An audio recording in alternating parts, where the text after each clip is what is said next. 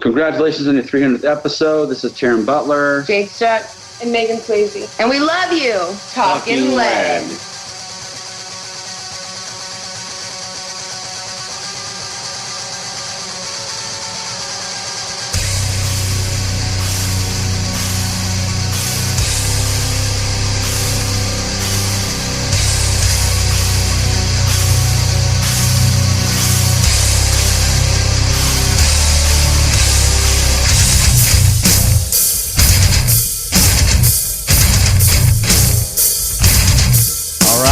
All right, Leadheads. We are back with another episode of the Talking Lead podcast. This is episode 314. Trucking right along through our monumental 300th episode. And as you Leadheads know, we've been doing some great giveaways to celebrate our 300th episode. And we're going to continue that today because, as I told you last episode, we're going to nominate our pilot for Lead Force 1.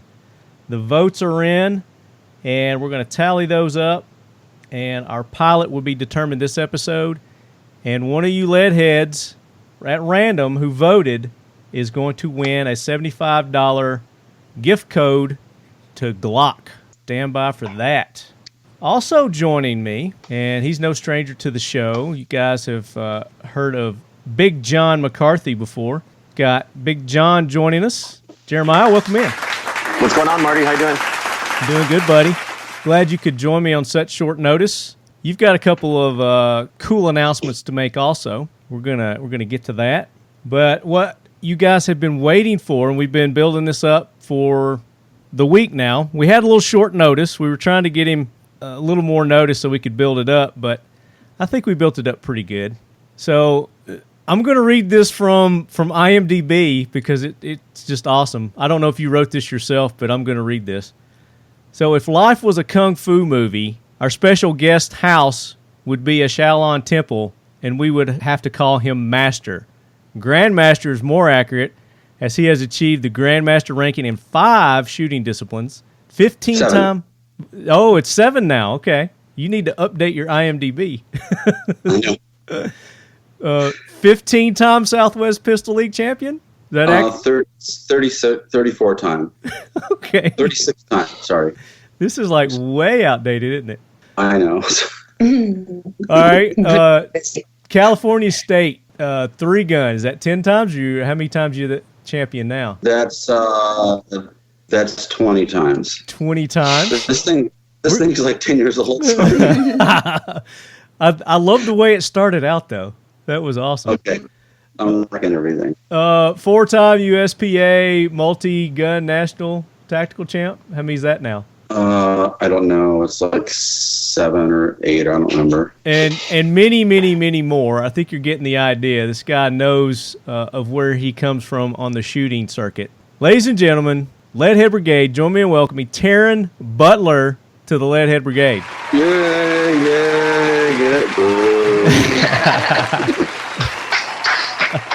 So, Taran, welcome in. Thank you for joining us, especially on such short notice. Yeah, thank you for having me. Yeah, man.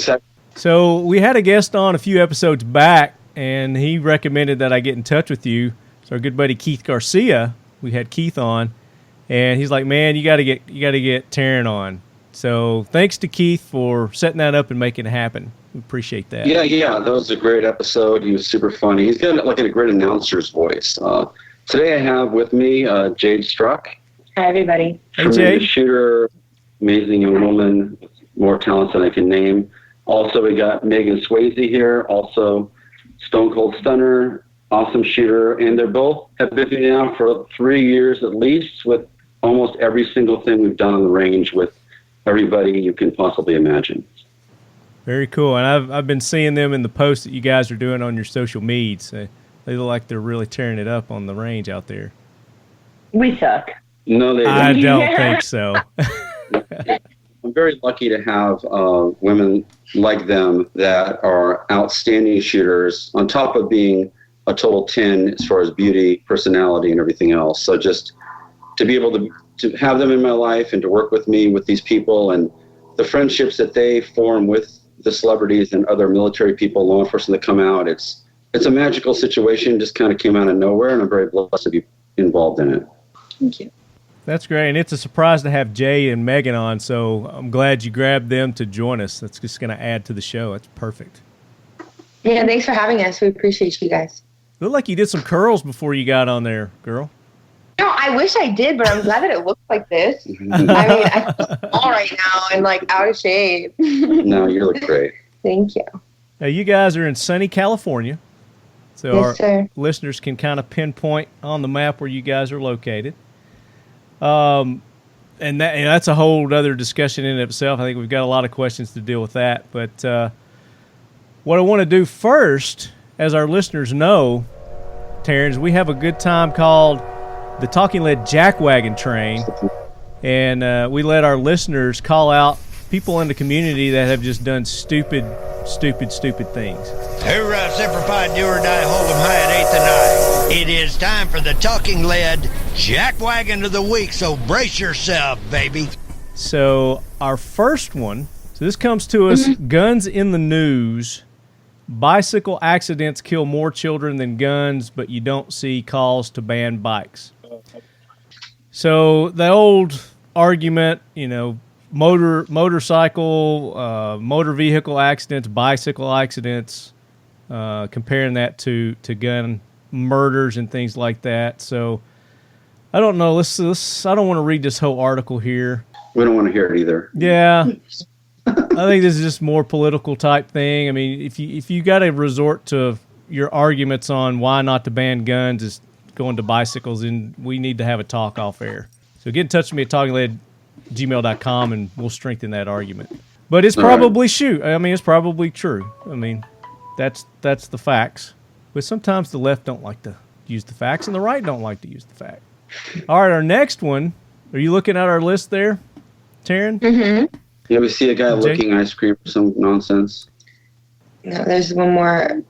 You guys want to take that one? That's a pretty funny one, I think. Let's see. Yeah, I saw it in the news. Okay, I'm going to read it to you guys. Yeah. So the headline is, Texas man licks ice cream, puts it back on grocery shelf, and really regrets the consequences. So this is telling us the Texas man is really regretting the choice he made to record himself licking ice cream at the grocery store and putting it back in the tub.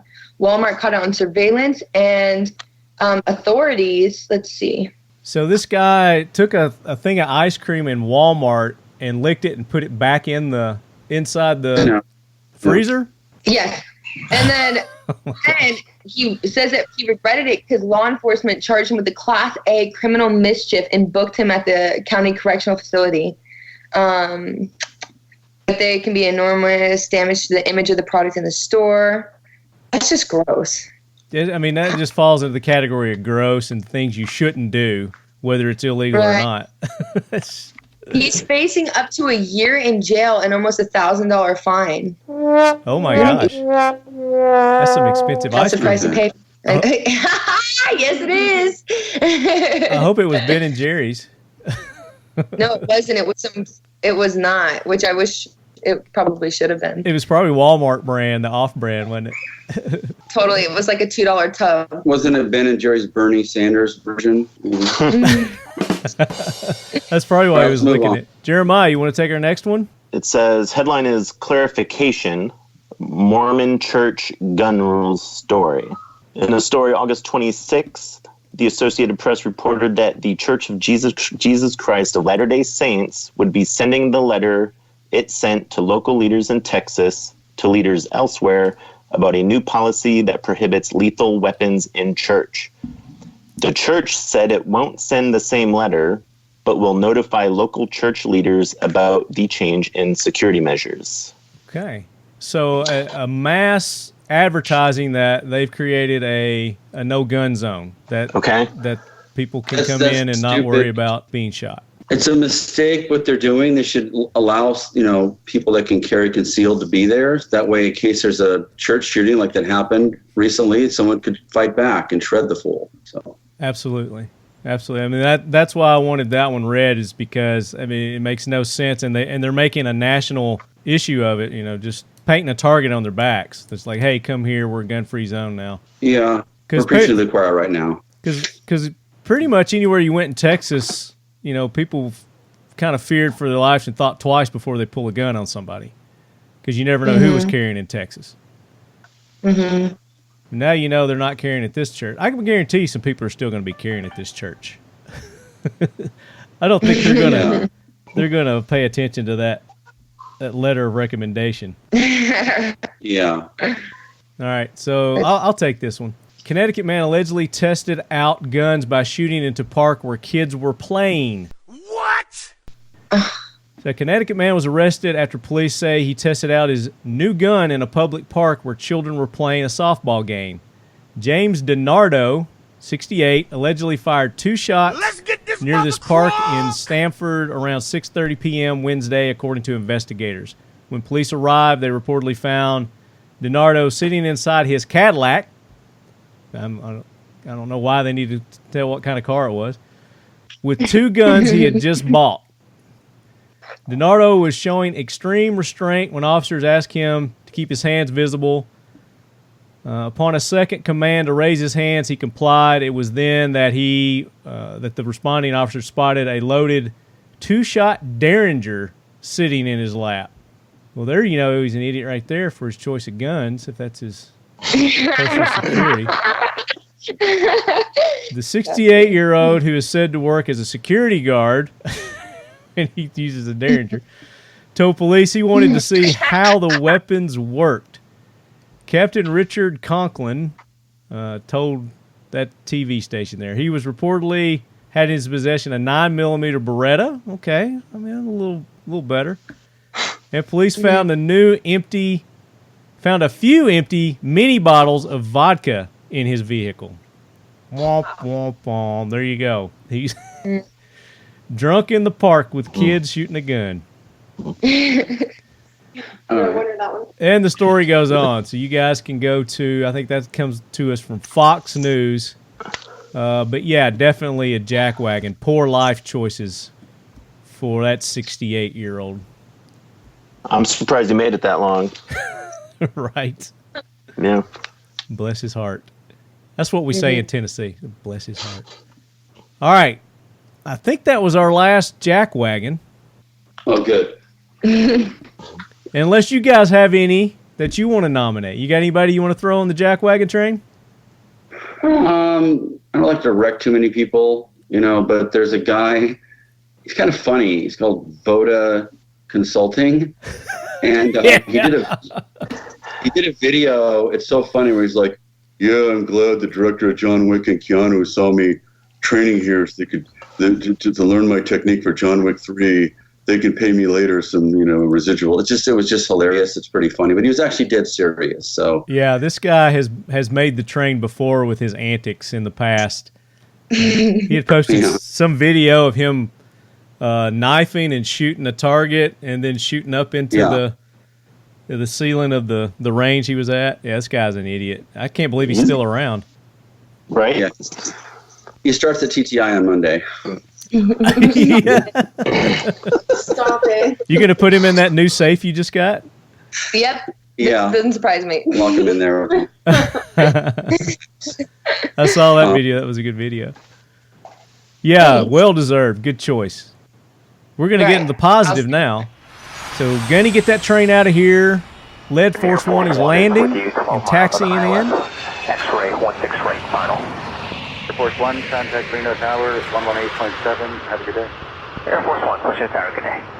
So our first one here, Bonner County Sheriff goes after City of Sandpoint for illegal gun ban. So the City of Sandpoint is embroiled in yet another controversy. I don't know what their other ones were. Apparently they're pretty famous for controversy. Says, now the city finds itself in the midst of another controversial issue. The festival at Sandpoint, which is run by a nonprofit company, banned citizens at War Memorial Park from carrying their firearms. Here we go, another target-rich environment. So this guy, I guess this sheriff, has gone public and said that he's not going to support this ban, and that he's going to be petitioning against it. In a nutshell, that's what this article's saying. So good for him, but just another example of poor choices by these communities to unarm our citizens. Mm-hmm. Yeah, it's super annoying. That's not right. But That ain't right. that ain't right. That's what my dad says. That ain't right. Come on, son. If it ain't right, That ain't right. that ain't right, oh boy. All right, our next one is a 93-year-old gentleman. Let's see what he's done. 93-year-old Holocaust survivor wants AOC out of Congress, given Nobel Prize in stupidity for concentration camp comments. No, that's okay. Right in the forehead of the freaking. Alexandria Ocasio-Cortez and her friends in the media are quintupling down on comparing American detention facilities to concentration camps. A survivor of the real concentration camps in Nazi Germany is livid and speaking out. It's ridiculous what they're saying. Absolutely insane. It is. They have no concept people went through. And Mr. Mossberg, love his last name, Ed Mossberg, is 93 years old and one of the few people still alive who survived the Nazi camps. He lives in New Jersey, and he spoke to the New York Post. He said she should be removed from Congress. She's spreading anti-Semitism, hatred, and stupidity, he said to the paper. The people on the border aren't forced to be there. They go there on their own will. If someone doesn't know the difference, either they're playing stupid or they just don't care. And then he goes on to say that she should be nominated for the Nobel Prize of Stupidity. Of stupidity, yeah. So still witty at 93. I love it. Yep. I like seeing old people get fired up. It's pretty awesome. Yeah, man. Especially you guys, I'm sure have seen those videos of those grandmas that they're someone was trying to rob them and Granny's sitting on the front porch with a shotgun just ready to go ham. She's all fired up, There's I need that link. I haven't seen that. That's awesome. Oh yeah, I gotta send. There's a compilation of all these grannies just going ham. That's awesome. Link that to me. I'll check that out. I will. You guys want to take our last set of heroes here, the young men that were honored? So the headline reads, "Boys honored with sign for litter pickup." The sign reads, "Keep Marion County clean. Don't be a litter bug," in honor of Xavier and Even. So it says Fairmont, Xavier and Ian Stewart thought that they were just cleaning up a street in Fairmont, but they ended up inspiring a city program honoring unsung heroes like themselves. While staying with their grandma during Easter break this year, Xavier, who was 14, and Ian, who was 11, were told by a neighbor about a litter-choked side street at the end of Indiana Avenue in the east side. They decided to make a difference and clean up the trash on both sides of the street. Fairmont City Councilman Josh Rice was impressed by their civic pride. Inspired by the example, he convinced the council to start the Friendly City Spotlight Award, Citizen Recognition Program, and it will allow people in the community to nominate others for the honor. Xavier and Ian are the first recipients of the award. The names have been put out on Marion County Don't Be a Litter Bug sign that has been placed in the street as they clean up. And let's see. I asked the boys, well, why are you doing this? Did your mom tell you to do this? He said. And they said, no, this is just what we do. And I said, why? And they said, because Mother Nature's beautiful. And that's impressive for an 11 and 14-year-old, That's just what we do. Yeah, that's how we roll, man. Yeah. I like that. Right. Yeah, so there is hope for our younger generation. So these boys were raised right. Awesome. Yeah, it's definitely relieving. Just because I feel like there's a decline in the family values sometimes, and it's nice to see that, Oh, immensely, yeah. You're right. So yeah, gotta take care of Mother Earth, We only have one. So what about you guys? You got any heroes you want to throw on? Take a ride on Lead Force One? I like Dan Crenshaw. It's freaking awesome. Okay. I like to throw in Ashley Rourke. Just destroyed everybody at some Swedish rifle championship. She's arguably the best female shooter in the world right now. Just incredible. Just awesome. Been Ashley sponsoring Rourke, yeah. I don't know. And Jade the last weekend killed it. Oh, no. Shredded a bunch of fools at the local Southwest Pistol Match. Oh, stop. Shredding fools. They're hiatus. Come back in force. Oh, goodness gracious. Come back as G.I. Jade. Stop, no. Shredding fools with 2011. Yeah. No, I did not. She's the John Wick collection. She's the John Wick collection, shredding 100 men locally in California. JW3, JW4, which collection? I'm sorry? Oh, yeah, John Wick 3. John Wick 3. Nice. Yeah, I got John Wick 4 in mind, but it was actually John Wick 3 guns. So yeah, we're kicking it up. Yeah, John Wick 4's coming, right? Yes, sir. Yeah, sweet. Jeremiah, you got any heroes real quick? Sadly, I don't. I've been burning the candle at both ends, and I haven't even had time to read the news. So all these stories were good. I was catching up. Mm-hmm. Very cool. So thanks to all you lead heads that submitted the jack wagons and our lead head brigade heroes. Amber, Kenneth, Mark, David, Jade, Taran. So, thank you guys. Thank you so much for that. So, I told you we're having a little contest, a little giveaway with our lead heads. Mm-hmm. And we have narrowed down from like 30 nominations down to the top 5. And this past week, the lead heads have been voting on who our pilot's going to be. And here's our candidates. So our first one is Gary Sinise. Gary Sinise supporting our service members for over 40 years. He also played Lieutenant Dan on Forrest Gump. Ken Mattingly, Apollo 13. Mac Taylor on CSI. Jack Garrett on Criminal Minds, and a number of other things. Has Gary been to your range? No, but he lives 5 minutes away, and I've had about... We got to get him there. Hasn't happened yet, so in time. In time. It'll happen. Our second candidate is the ghost of Charlton Heston. Not Charlton Heston, but the ghost of Charlton Heston. Because as a ghost, he's that much more badass. He played Taylor on Planet of the Apes. He was Ben-Hur. Ten Commandments. He was Moses. He was the Omega Man, for God's sake. He also was a World War II vet, and I believe he was the president of the NRA at one point in time. Yep, they used to have their celebrity shoots out here back in the good old days. Oh, cool. Did you get to meet Chuck? No, I never met him. I came in a little bit right after he died. So, gotcha. Yeah. Number 3 is Chelsea Sully Sullenberger. Not many people could survive a terrorist Canadian geese attack, let alone safely crash land in the Hudson River and save 155 lives. They even made a movie about him, directed by Clint Eastwood. And who played him in that movie? That was Tom Hanks. Tom Hanks, that's right. Yep. And Sully also served in the Air Force. Number 4, you guys are going to like this one. Zapper 21, a.k.a. the Sky Penis Bandit. Because you can't have lopsided balls.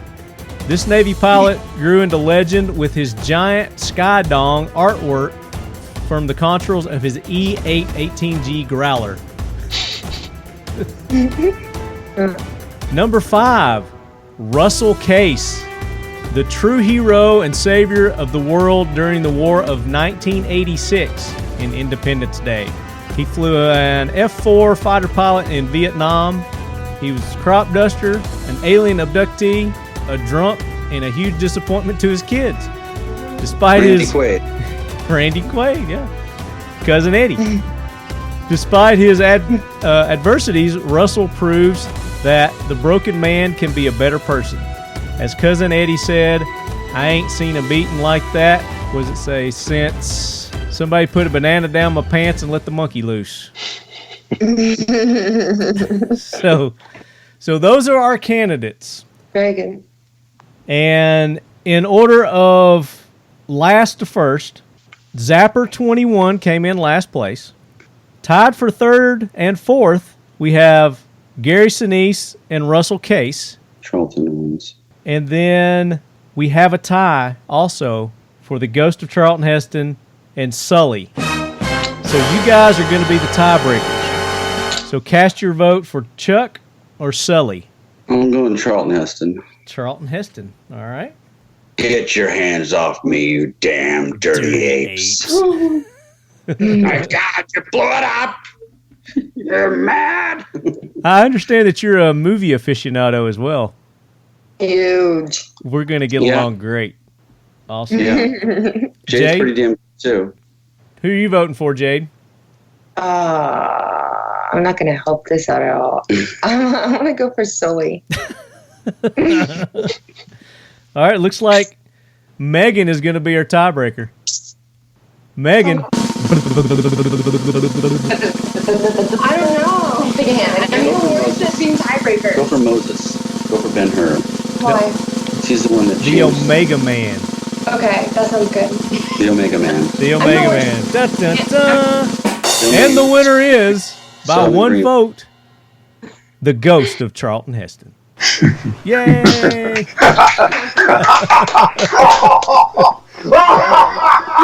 good. Awesome job, Leadheads. Thank you so much for taking the time to cast your votes. At the end of the show, I'm going to announce who the winner of that Glock $75 gift code is. But now, we want to get in talking about Taran and all the great things that Taran's been doing. So, Taran, I've got this line of questioning. We call it And sometimes a girl. Question! What is your earliest recollection of shooting a firearm? Probably 7 or 8 years old. My brother got into guns, and we bought a Colt Diamondback 4-inch. And it was at like J.C. Penney's back then in the Valley. Yeah. And we went out and shot it. It was awesome. We're big fans of movies. While everybody was out there seeing Star Wars, we were watching Dirty Harry. Yeah. So he bought a 44 Magnum 6.5 inch. He's a little kid, and I'm a smaller kid. I'm a younger kid, whatever. And I bought a 4-inch Python. So he was like Dirty Harry, and I was like Magnum Force. I was like David Soul, you know. And how old were you? I don't know. Probably 6 or so, 7. 6 or 7. Nice. We got into guns, got crazy into guns. We had a lot of money back then. We went from riches to rags, but That's what we do. but yeah, we just started getting a bunch of what the hell? Superstar. Oh. Superstar. Mary Catherine, superstar. Yeah. Sorry, everybody. I was smelling my pits. If you must know. So that was back in the day when you could go to J.C. Penney and buy guns. That was awesome. Yeah, even in the recycler, I'd buy Styrogs and HK91s and all the good stuff. It was crazy. Oh my gosh. And there were no school shootings back then. You know, life is different now. And this was in California. Yeah. A much different environment than what it is nowadays, huh? Yeah, totally different. Complete 180. Yeah. So, do you have any military, law enforcement, first responder background?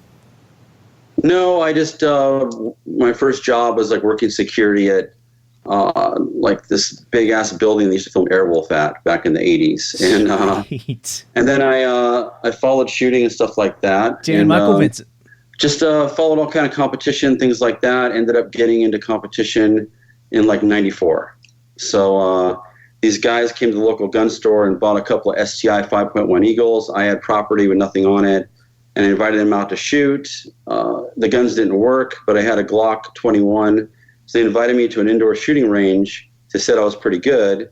And at the indoor match, it was a bowling pin match. So at that match, I shredded everybody with a Glock 45. And this guy was there with a big old case he opened up and had all these crazy guns in it. There was a Glock 24C. I have one sitting in front of me right now, actually. It's a compensated Glock 40 caliber. And it had a 30-round magazine in it. And he goes, try this out, kid. And I shot the next bowling pin round with that gun, big fireballs coming out of the top, 30-round mag. Feed everybody. Now, he was a stunt man from First Blood. If you watch First Blood Part 1, he's the guy in the truck when Rambo jumps on top. He's like, what do you got in the back? He's like, an M60, get out of here. They're going to do that. So his name is Bruce Barber. He goes, kid, you're good, but you got to go to the Southwest Pistol League. That's where all the action is. Went in my first match with the Glock 45. And came in 7th out of 11 with guys with STI 2011s, little 20 rounds of 40. And I was 7th out of 118 guys, so I knew I had a future there. So the very next year I won. Nice. And since then I've shot on both cups, the Unlimited Cup and the Limited Cup. I've got like 38 title defenses, and I became the 19th Combat Master. They had a program there where guys like Mickey Fowler and Jeff Cooper and all these guys were shooting, and you have to beat the best in the world to be the combat master. So I beat everybody times to become the 19th combat master. Other ones are like Thel Reed, Elvin Carl, Jeff Cooper, Mickey Fowler, Mike Dalton. So since 1998, when Jade was born, I've been the last combat master. So you were like in your, what, early 20s? Yeah. I wished. Oh, back then? No. Oh, me? Are you talking about me? No, I was 20. I was early 20s when I did that. I've been doing it for like 25 years or something like that. So right. A long time. Then I got into 3-gun because I got a little bit bored of just pistol. Went to my first 3-gun match. It was called the Bakersfield Winter Classic.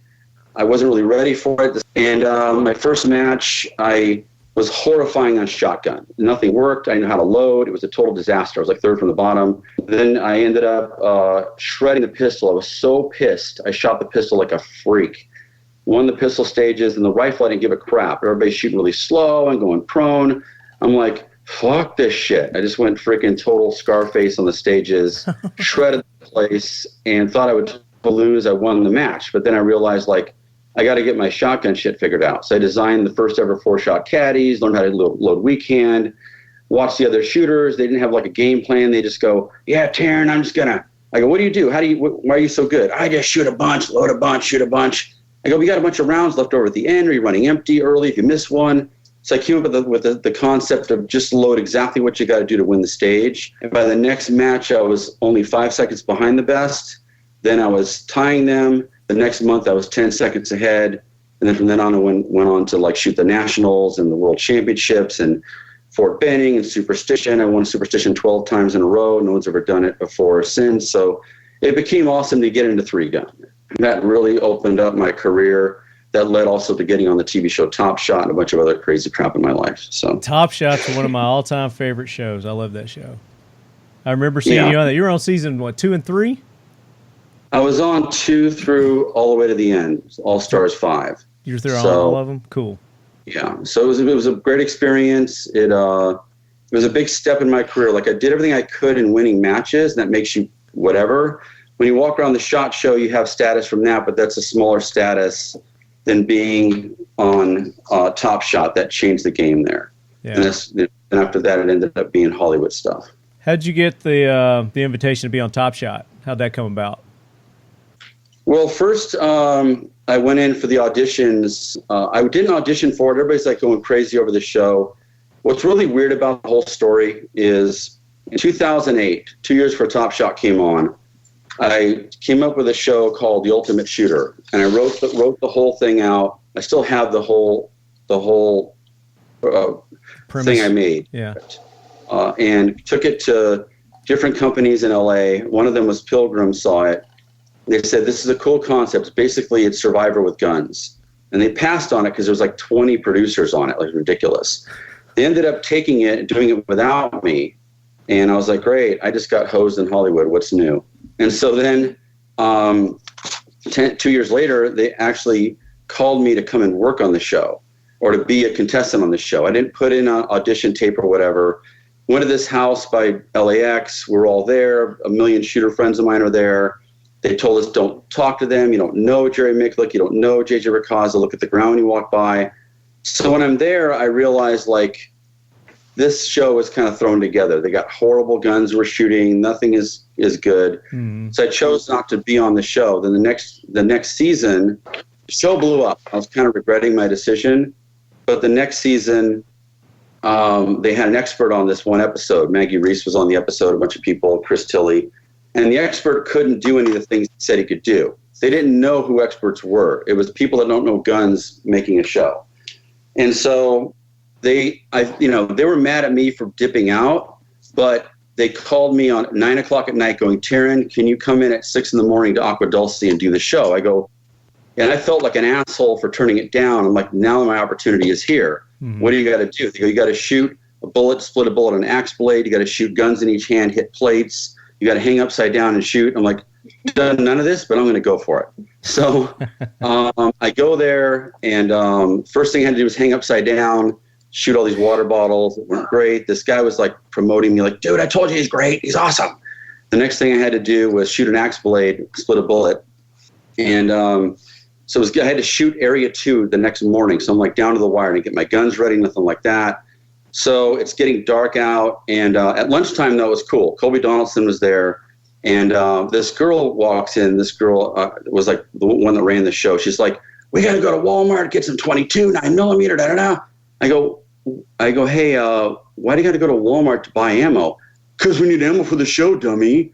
I go, do you know who you are? Like, what do you mean? I go, you're like Janet Jameson not knowing about the AVN Awards. Colby Donaldson spits up milk out of his nose. He goes, you're Taran Butler. I heard about you through Blake McGuess, and I want to come shoot with you and become your friend, and all this cool stuff. So I got a select. So they give me some piece of 1911 made in 1910, and they got this dull-ass axe blade and full metal jacket. Like, this is ridiculous. How am I going to split this stupid heavy bullet on an axe blade that's dull? So all these excuses. So I'm like, whatever. So I go, can I at least shoot the gun first? So I go to shoot it. It shoots like a foot low left, but honestly, I totally flinched because I'm not used to like a 20-pound trigger. Truth comes out. And I'm like, okay, now really aim like your regular guy and don't be some, IPSC shooter that's used to pound trigger. So like, then I should know. It's only an inch low left. Okay, it's kind of dead on. So then, all right, go do it. I'm ready to shoot the shot. They go, lunch. I'm like, fuck. Go, come back. Now it's crazy winds are coming. It's like out of some crazy movie with freaking, I don't even know. It's just all just like it's like a Tim Burton film. Just lightning and wind. I'm like, holy shit, get a jacket on in between. So I asked this guy named Clay, I go, can you take those shitty lead bullets and can you cut the tips and make them flat so I can hit that stupid ass dull axe blade and split them? Yeah, I'll help you, Taran. I'll help you. He's grinding with his stupid file. All right, you're up. Okay, just so you know, Taran, you don't shoot when you want to. You shoot on the countdown. I'm like, ugh. So I go. They go, 3, 2, 1, boom, and I hit. Like, he did it. He's the man. I told you he's the fucking man. I fucking told you. And they come out of the dark room with the phantom cameras, the super slow-mo. Oh, it sucked. It's just a little tiny bit of bullet hit one balloon. The rest of it is giant lead. And what do you want? We want it cut perfectly. Oh, gosh. What the fuck? So then... Edit that in, motherfuckers. Then I go again. I go, boom, and I miss. Oh... This is 200 people and 22 cameras. I counted them all, like looking at every camera.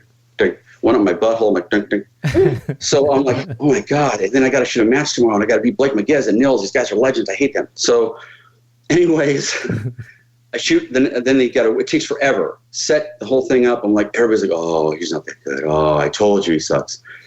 Go to the next one. Boom. It blows up both balloons. Did it. He's raging. He did it. It comes out. It sucked. He missed completely. The wood splatter came out from the other side and popped the left balloon. I'm like, oh, fuck me. Okay, this guy goes, Taran, it's 5:55. The sun, as you notice, is going to leave the mountain. When that's gone, we don't have the shot. So if you don't make the shot, we don't have the shot. This entire setup with the phantom cameras and these 200 people were for nothing. I'm like, holy Christ. Thanks for the extra pressure, douchebag. Jesus, can you jump on top of the bullet like Slim Pickens and and ride it to the freaking axe blade? So I shoot, I aim a little bit high right because I'm going to flinch a little bit like an ass. Boom, they both blow up. I'm waiting for the guy to come out and go, you missed it. He comes out, he goes, dude, it's freaking raging. Come look at this shit. Comes, runs in there, look in there. It's cut perfectly. It's actually on YouTube. You can see it. The bullet was a 230 grain. I have the one side is 128 grains. The other side is like 90 grains. So Sweet. That worked out. I went area 2 the next day. Beat all these clowns that are amazing, but they're fucking awesome shooters. There's guys I sponsor, but it was a miracle to be able to beat them. Made the cover of Gun Front Sight magazine. It was a great, great year. And then that led to a lot more things. And my career's at different levels. That was a level change for my career. Walk around the SHOT Show and you're treated different than just a shooter. Now it's like, you're that guy that gets my guns on Top Shot. So every single manufacturer wanted to be involved in my world. So the next 3 or 4 years, I was helping to put all my sponsors' guns on Top Shot, helped get shooters on there. I got Jerry Miklik on there, Mike Voigt on there.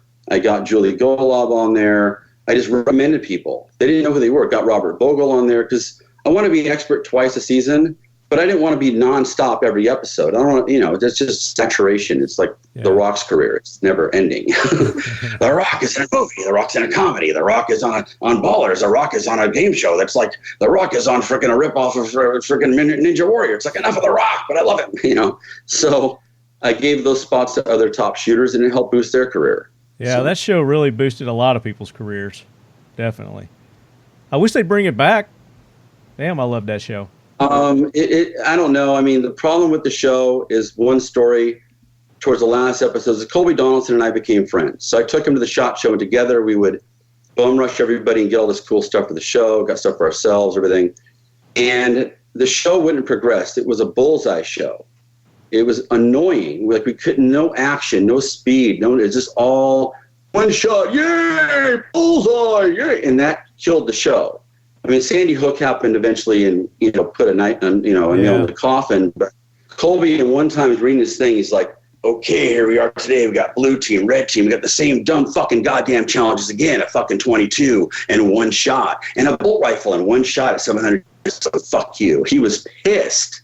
He walked off the set and came back, cooled down, and did what he had to do. But got I was a little burnout, wow. did he? Because we fought with producers every episode. Like, can you have some action? Can we shred a fucking thing around here? No, we got a bullseye and we got one round. But I just garnered your show 20,000 rounds of ammo. We got one round to use. So it kind of killed itself because they wouldn't think straight. So anyway. Yeah. My favorite competition on that was when they would do the bar and they'd call their shot, kind of like horse. So they'd pick their target, pick their gun, and then call their shot. I like that one. Yeah. That was kind of cool. Yeah, I mean, look, I'm being a dick. It was a great show. It did what it did. I just wished it would have progressed a little more. Yeah. But it's still a classic time, a great time in my life. I like to be an ass and trash stuff because it's funny. But it was awesome. It was an awesome part of my career. So it's very happy like to you be part said of it. too. I mean, Sandy Hook happened, and that pretty much sealed its fate right there. Yeah, I got to be on the Sons of Gun episode and shoot something like a maniac when I had longer, dumber looking hair and Jomo and stuff like. Sons of Guns was hot then too, but that also got wrecked due to a bunch of crazy controversies. But we know well about that. It was like the era of the big hair bands. Like, there was a million gun shows going, and then like grunge came and wiped it all. so That's a great analogy. So talk about we're talking about where you started and kind of progressing and kind of where you're at now. You've been around the shooting sports for a long time, so you've seen them from 25 years ago to where it's progressed now. Talk about how the shooting sports have evolved since you started shooting, and what's the biggest evolution in your opinion? Well, I don't know. It's different. Like, if you talk about three gun, I was very lucky to get on the train of three gun right when it was killing it, and I rode that train all the way through till now. I'm still shooting matches. But I was very lucky to be in the heyday of Three Gun Nation. Three Gun, I just got on the ride just in time. But to me now, like, I still love Three Gun, but there's almost too many matches. Like, back through my winning streak, I had like a 7-year winning streak, won everything, Fort Benning, Superstition, World Three Gun, every area Three Gun match, all that fun stuff. There was less matches, but they were higher quality. And the staff would put in a lot of work into each match. It was like a cook that really cared about his dinner for you. Right. Now it's all fast food courts. Everybody's putting on a Three Gun match, and people are coming. We're coming. They maybe still are. Everything was Three Gun, and I was very happy to be part of it, to promote it, to do all that stuff. But it became total quantity over quality. Now it's like so many Three Gun matches are just a million cheap $18 plates set up on the side of a hill and down the side of a hill, and there's no bitchin' house clearing stages and doors you open, moving targets and tanks and helicopters and awesome action stuff. It's just as cheap as they could throw it together because they don't want to put the work into it and get paid and get out of there. And after enough of that, because it's like I'm spoiled. It's like I lived through all the great action movies, the 80s and 90s. Now I'm not really into watching the Maze Runner, the Curse of the Blood Odin or some piece of shit. Like, I miss, like Die Hard and, Terminator 2. So like I was able to live through that era. So to me, it's disappointing. Like, even Superstition Mountain Three Gun, I've been doing it. It was one of the very first ever Three Gun matches. Lucky to have 12 wins there. Jade and I, last 2 years ago, were able to win the stealth division. So it was a really proud moment to have Jade, who's my right hand, win, and I won. It was awesome. So, and she won again last year. So, was it this year? I don't even know. And so, but that was they brought up a division that was back to old school. Like now they have divisions where the shotgun can have a 12-round tube. To me, I like to look at 3-gun like it was and could be the stealth division, where the guns have some semblance of a real self-defense gun. When they added a 12-round tube, yeah, it's an advantage, it's cool, but it's completely impractical to have a shotgun that you can pole vault with. That the tube is longer than the entire gun itself. And I've complained about that. Now, it'll hurt my business if they listen to me, because I sell a lot more shotguns that are with 26-inch barrels, 24-inch barrels, and tube going 50 yards ahead of the gun. But to me, that's not a gun I would use in a shootout, because I got a guy breaking in the house and I'm going out the screen door. He'll see the tube and sling me into the pool half an hour before I even come out the door. It's it's ridiculous. So that, I think, is a mistake. But it's just so many matches now. Everybody's got a match. Every gun manufacturer and every gun company is getting asked by all these match people to give stuff away, and it's prize endless. Tables. Yeah. What would you say is the best quality 3-gun match out there right now? Best run right now. I wouldn't say there's even one. Yeah. I'd say they've all watered down to a point where there's a new norm. And there's a generation of people that put them on that are not there anymore. I mean, Pete Rensick does a really good match. I love his match. The only problem is it's too much match.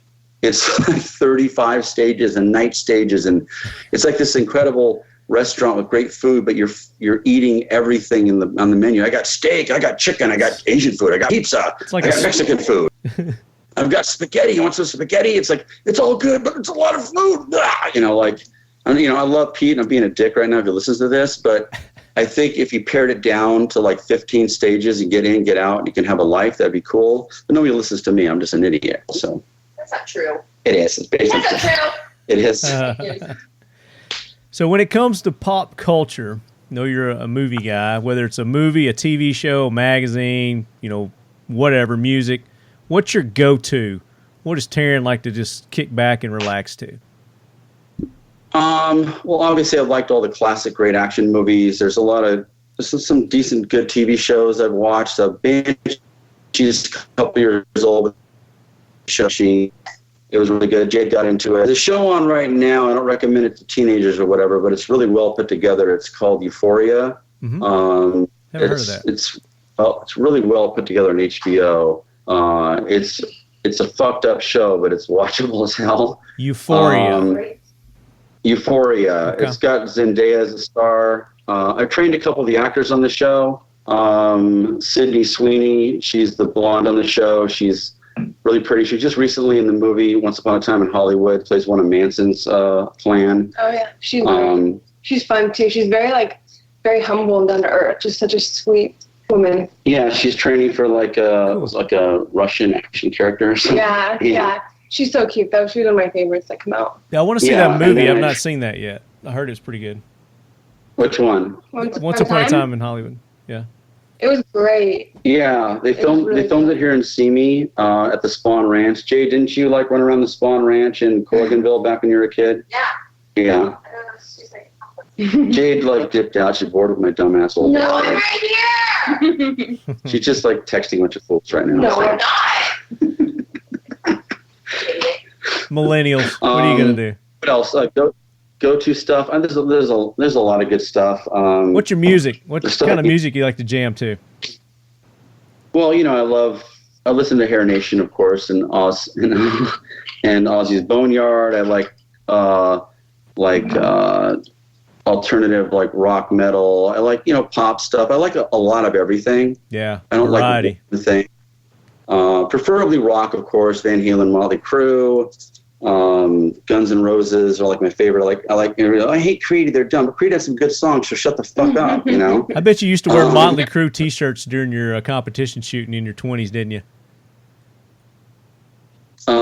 Yeah, I did. I wore Motley Crue all the time. Nice. I had really long hair. I was like a metal shooter guy, so that was fun. Yeah. Yeah, I saw their last show at the Forum. No, at the Staples Center 3 years ago. It was insane. And The pyrotechnics of that show, I have a video of it, is nothing I've ever seen before. It was beyond anything. It was a great last show. I've been watching them in concert since 1987 over the years, so it was a great last show. So, You like Metallica?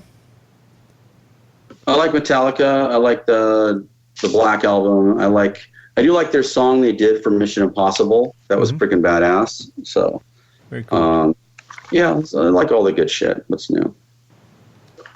What is your next gotta have, wanna have, like piece of kit, gun, whatever it may be? What are your eyes like? Yeah, that's next on my list. A gun that I have to have. Well, it could be a gun, piece of kit, gear. Could be whatever. Could be anything. Jay, do you have a question you want to answer that one? What was the question? I have every gun you could possibly imagine, so it's like doesn't have to be a gun. It's like asking Hugh Hefner what girls you want to bone next. It doesn't matter. What was the question? I'm being a dick. What's like a gun you have to get, or something that you really want to have, or something that you don't already have? That I don't already. Well, what do you want to? What are you eyeing right now? Is like this. I'm gonna, as soon as I get the opportunity, that's mine. It doesn't have to be a gun. It can be anything. Maybe it's the STI TTI 2011 Combat Master, or I like the 17L. I mean, I like shooting Glocks, and but that SIG MPX by TTI. I mean, that thing is a race car. I mean, and anybody that shoots it's just nothing but smiles ear to ear. Like the TTI SIG MPX is. And Jade shoots that thing unreal. Unreal. She's fucking amazing. So I don't know. Yeah, in my opinion, she's like top 5 best female shooter in the world. I've just been running a ragged training people at the range that I feel bad that she's not out there pushing that. Like, I mean, she's not that she hasn't won a bunch of stuff, but we've had like almost 8 months of nonstop training, really cool people that it's hard to get ready for the matches. So for both of us to get ready, or all 3 of us, it's a tremendous amount of work. It's like making a movie. It's not about what's on screen. It's all the behind the scenes misery. So, which is the fun stuff. Let me ask you this. Oh, go ahead. Finish. I'm sorry. I'm hoping to. I've been doing this so long that I'm kind of taking a break from myself, except for some locals and stuff, and maybe a few majors. But I'd like to take Megan and Jade to 2 or 3 big ones before the year is out, and I'd like to coach them because they're an extension of my shooting. Because they shoot almost exactly like me, and it means a lot that somebody's doing this, from what I've taught and helped them learn. And it means a lot that they can keep winning that way and see a new breed. What was that? So your protege, the Oh princess, yeah, Padawan. Yeah. Mm-hmm. Yeah. So that means a lot to me. That'd be fun. I look forward to that because it's stressful when you're there. And you've got to make sure, because I've been doing it so long, I know what, not to do wrong. And I could see, if they're going to make a mistake or they're putting the wrong mag on or there's something. If I'm doing it for myself, I've got to beat a bunch of guys half my age or not get my ass kicked by them and watch them and myself. I'd rather just go there and be 100% checking, making sure everything's right, walk the stages, know how to shoot. I've been doing this forever. I know exactly how to shoot every stage on the planet. Rob Latham used to call it... He used to call me WWTD. What would WWTD? What would Taran do? So he liked how I walk stages. So it was a fun thing. So I'm good at diagnosing and breaking down stages. So if I don't have to stress that I'm up next, every match I'm up first because of Butler. And then if there's a mistake, then I'm mentally irritated. Then I'm trying to keep an eye on them. I'd rather just spend a year and just really help them just nail in a shit ton more titles. So take on the title of coach. Yeah, man. That would be cool. So laws be damned, rules be damned, money be damned. What would you own? Money be damned, anything damned. What would you own? As far as guns go? No, anything. What would you own? Anything. What? What's the question? Anything in the world that you can have, right? What would you want? Gun-wise? Laws don't apply. Money doesn't apply. You could have do anything. Anything. You could have anything in the world. What would you have? The Fabergé egg. The Fabergé egg. What does that mean? That is a first. Nobody's ever said that before. What'd you have, Zab? I think Queen of England has that, doesn't she? Isn't she on the Fabergé egg? I don't know. Quaint Anglin. He's asking you what we'd have. What was that? What would you have? I don't know. I don't think that there's any kind of material thing that I want. I think it would be probably like A beautiful house. Doesn't have to be material. It could be anything. maybe a ranch. Like I would like, my goal is to one day buy my dad a ranch. So if I could have anything in the world, I would buy my dad a ranch that he could retire on. Yeah, awesome. And all the horses and shit that he wants. Awesome. Nice. Good Yeah. answer. That's where we Thanks. go with this. That's where we go with this question. Very good. And alpaca. And with no alpacas. alpacas. And No. Yeah, an alpaca. And make no, I would sweaters. get a donkey. And a which is saying pygmy goat. A pygmy goat. No, what is A that? stubborn goat. That No. pushes the legs. Monkey. Yeah. Megan wants a finger monkey. Megan, what's the last thing you'd want or whatever? What's the thing you gotta Anything in have? the world. A mountain. She's already got it. Stupid I ass. don't know. Finger monkey. Tough. Think of it. I would want the choices to continue to have whatever I want. She wants to be able to have more options. That's cheating. That's like asking for more wishes. It doesn't work like that. It does. All right. Anything. All right.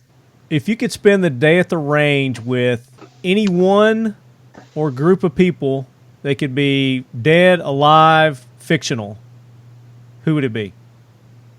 Clint Eastwood. Nice. I want to meet Clint Eastwood. I missed out on Burt Reynolds, one of my idols. To me, Burt Reynolds and Clint Eastwood were the yin and yang of the coolness of the 70s. You got the gun shooter, the gun guy. Every movie, he's got a different cool gun. You got Burt Reynolds as the car guy, the ladies' man with the bitchin' cars. Clint always drove a shitty car. Burt usually had kind of a dopey gun. So Clint Eastwood. That's a Yeah. good answer. Clint Eastwood and Burt Reynolds. Have them Well, both. Burt's, yeah. Well, I Burt's said they gone. could be dead. You can bring them back from the dead. Okay, Burt Reynolds and Clint Eastwood in City Heat. I want to hang out with them. Sweet. Go ahead, Jade. Love that. I don't know. Frankenstein? Stupid. Yeah, it could be fictional. I don't know. It's got to be Lincoln and his beard. I like Lincoln. I don't know. Honestly, can I be honest? Yes. Jesus. I swear. That's a good one. Jesus Christ. You gonna teach him how to shoot? Yeah, I think he might teach me how to shoot. But I Was mean, it better than mine? well, I mean, Clint Eastwood's like, I mean, she just threw down Like, I've JC, seen man. that- It doesn't get no bigger than JC. I was thinking alive, though. I didn't really think that. well, we were thinking celebrities. I thought the ultimate. Okay, Megan, so King Kong, Godzilla. I like King Kong. Honestly, I've always wanted to meet Quentin Tarantino. You Cool. probably will, actually.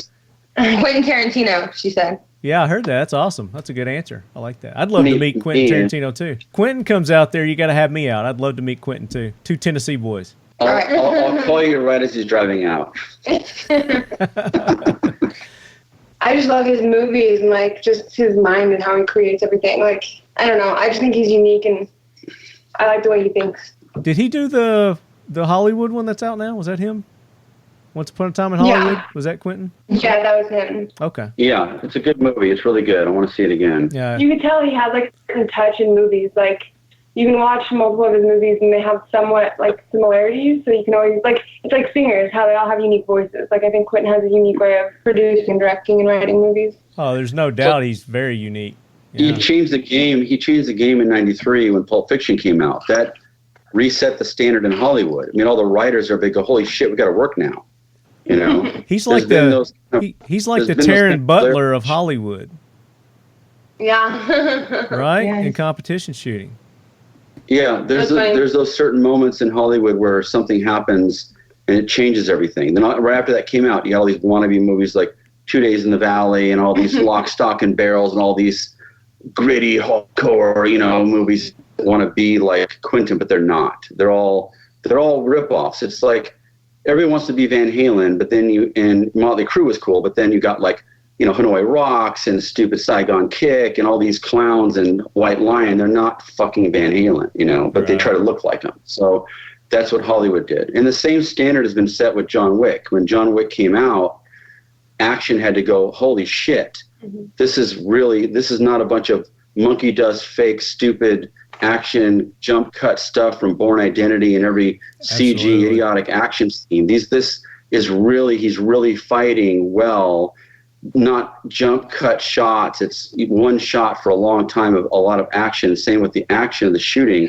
So Hollywood is like set on their ear because of John Wick. Yeah. Mm-hmm. All right, we're going to go to our listener questions now. And, Okay. and good job on those. New guy questions. Thank you. So Brantley Brooks wants to know, what is your overall favorite firearm modification?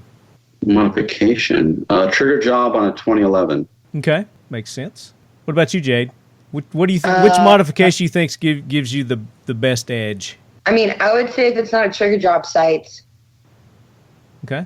especially on those Glocks. I mean, come on now. Come on, son. Painful. Painful. I mean, I tried to do a stock Glock the other day, and I was like, oh no. How'd that go? It was a nightmare. I don't even know if it really was a stock Glock. I don't remember what I Were was they shooting. plastic sights, like the white and black thing? Yeah. It was just. Yeah. Oh, it was. I was trying to shoot the freaking. I was trying to shoot the simulator, and it was those, and it had stock Glock sights on it, and I was like, I'm like, why am I not hitting anything? And it's because who thinks to put a front sight way down in the back sight? Like, that's why Taran sights are so revolutionary, is because the front sight fiber optic is right, or the fiber optic is right on the top of the front sight. Period. So I would say front sight, or I would say sights in general. Sights. Thanks, Jade. Me personally, I've Megan. always been a trigger snob. Megan says she's a trigger snob. Okay. So you like the trigger jobs on the 1911s? I mean, I think I have two 1911s. Those 1911 stock are great. I think 2011 stock are good. CZ Tactical Sport Orange stock is great. But other than that, like, every gun I've shot, stock has always made a huge difference once you put a new trigger job in that. Yeah, I would say the trigger job is more applicable when it goes inside like a Glock, because I mean, It's a huge difference. I mean, stock Glocks are just like, you end up. They got a lot of little people- better on the Gen 5s, but still, they need improvement. and here's the reality of it is, if you were forced to shoot a stock Glock, it's not that bad. We're just snobs, because I shot nothing but custom You've been guns. my spoiled whole- rotten. That's what's happening. Yeah, man. Taran has spoiled you. I know, which I'm grateful for. She shoots the 17-0 like a maniac. If you check out some of the videos on YouTube and IG. I've watched it. Do that while I go to the next question here. Talk about where they can go and watch your videos and check all that out. Give them the links. Just, you can go to like Taran Tactical on Instagram, YouTube, Facebook. Also Jade Struck on Instagram. She's also on YouTube. Meg Ants on Instagram. Megan Sweasey on Facebook. Taran Tactical on Facebook. Everybody's on there. We're constantly showing Jade and Megan on there shredding all the time. We just love promoting them, and everybody loves them. And maybe they can engage with some people sometimes. And not be like, And sometimes you have guest celebrities pop out of your new safe out of nowhere. Oh.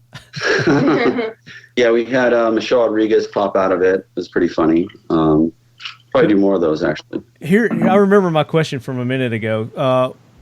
I mean, looking at your social media and your videos and, everything, I mean, it just looks like, you guys are just always, you got an entourage going on there, something going on. What's a typical day like at TTI? Well, there's totally different days. Like, there's days just me by myself and doing stuff with Haley, and we're editing videos, and it's boring AF. And then there's days that are just completely insanely amazing. We just had Bob Odenkirk come down from Breaking Bad and Better Call Saul. Jay, tell him how that day went. It was awesome. I mean, Bob's an amazing dude, and ultimately, like, as far as because I feel that where you're like, there's like a group of people, but it's like to be out there. I learned from teaching, or from Taran teaching. Like, I learned from watching, and watching others shoot. And one thing I like about our videos that I'm noticing is that it's like there's always that group of like individuals in the background cheering one another on, but it's like it's that camaraderie. So like a day at TTI is like we just get to spend the day kicking it, encouraging each other, always working. Like, if somebody's on the firing line, I'm in the back with our students dry firing, so they're always learning. And then we go through our, our drills, and we get the fundamentals and the technique and applying it and all that different stuff. And then, we finally do, like, those videos are kind of like the last courses of action. And those are like, that's where it all kind of comes full circle. And I think that's why we're all just kind of like sitting there on the edge of our seat, like, how are you going to do? Because, the whole time we're all fighting for, perfection, which ultimately I think that if you're really hungry for it, you might never feel like you have obtained it, but at least we're getting as close as we can to it, and it's inspiring. So, I mean, everybody's just hanging on the edge of their seat, just watching. And there's different kinds of days. Like, there's days where we're really training, being paid by Hollywood to work with 2 actors at a time. So, like, for instance, we had Charlize Theron come out, and Kiki Lane. Kiki Lane was in Beale Street Can Talk, and Jade and I will switch out the actors during the day because she offers her style, and we're very similar. In the end result, we're slightly different, our draw and stuff like that, but not different enough where they're like, okay, why am I learning 2 different ways? So like, but well, we teach the similar curriculum, but we teach it in a different way. So if Taran says something that, you know, works with one individual, but it doesn't work with another individual, I have another safe bowl of ways to apply it. And that's pretty much like how it goes, is if you try something and it doesn't work, you know, keep throwing mud at the wall, something will stick. Got to find a way to connect to them, so that they get it, Yeah, and, you know, most of the time people, they grasp things differently. Most of the time it's based off of prior experience. So I'll say something like break the pencil. Everybody's broken a pencil before. So they know what we're applying there. Whereas Taran will sometimes make fun of me because he's like, stupid pencil, don't break the stupid pencil. But I'm like, listen, because look at what does the breaking the pencil do? It gives you back pressure, and it immediately flares out your elbows. So it's like different things work for different people, but ultimately the goal is how can we get this information to stick and it be applied in a way that is going to be useful. Yeah. You know? So. Yeah. And we just give the best training we can of several days of training. We will have, get some videos for them, for their DVDs or behind the scenes, things like that. And it's like, for instance, like working with Hallie, the Glock had to be a little different for her, different, bigger mag. She wanted a Gen 5 mag button, oversized slide release for the way she did it. And just, me and Jay would just take turns with her, working with her, and see what works. All the different actors, and just in the end, they get a lot out of it. We don't just sit around talking. We don't do 5 hours of preaching about whatever. We just go the total safety thing, emphasize safety big time, especially reholstering, all that stuff. It's one mistake you can be in big trouble, especially with the big long transition stages and all the stuff we had to do for John Wick 3 for those videos. That was beyond the most intense training we've ever had to do for anybody, because the director, Chad Stahelski, is not just some random director like, I guess it's up to you guys, do what you want. He knows how to shoot. He's an exceptional shooter. Been shooting now for 4 years at my place. He's gone to matches with us, and he wants next level every time. Like every time we make a John Wick sequel, we have to come up with something new. So in John Wick 2, we did shotgun loading, old school weekend. But John Wick 3, we did quad loading. Megan and Jade and I are all phenomenal quad loaders. So that blew people's mind in the theater when they saw quad loading going on. Like, what is going on here? Usually in a movie, it's like he pulls out one shotgun shell and he fires 20 more rounds. So all of that kind of cool stuff. Then we invited some fun people in. We invited Jesse Harrison, who will probably go down as the greatest female shooter of all time. Maggie Reese, who's local, another national world champion, a girl I found. Probably the first girl I ever helped her career in 2007 was Maggie. So still dear friend. She was on Top Shot too, wasn't she? What? Maggie Reese, she was on Top Shot, wasn't she? Yeah, she was on Top Shot. So when Hallie came down, because she wasn't really going to do John Wick 3, and Chad would come every Thursday to practice with us. And he goes, we might not get Hallie. She's a little bit too expensive. And then one day he showed a video of Jade and Megan and maybe Corinne or one of the girls shooting at the range. She goes, is that where I'm going to go? Not some military range getting yelled at. I don't know what I've been told and all that stuff. She's like, she walked in and she had the time of her life with Jade and Megan and all the girls. And even the videos, you could see it. We maintained our friendship. She bought us dinner at UFC 239. For a lot of friends of mine, it's probably a $5,000 dinner she laid down for us. She's just a wonderful person. And that was probably one of the most awesome experiences of my whole shooting career was John Wick 3, training everyone for that, and that experience with Hallie and having Jade and Megan be there.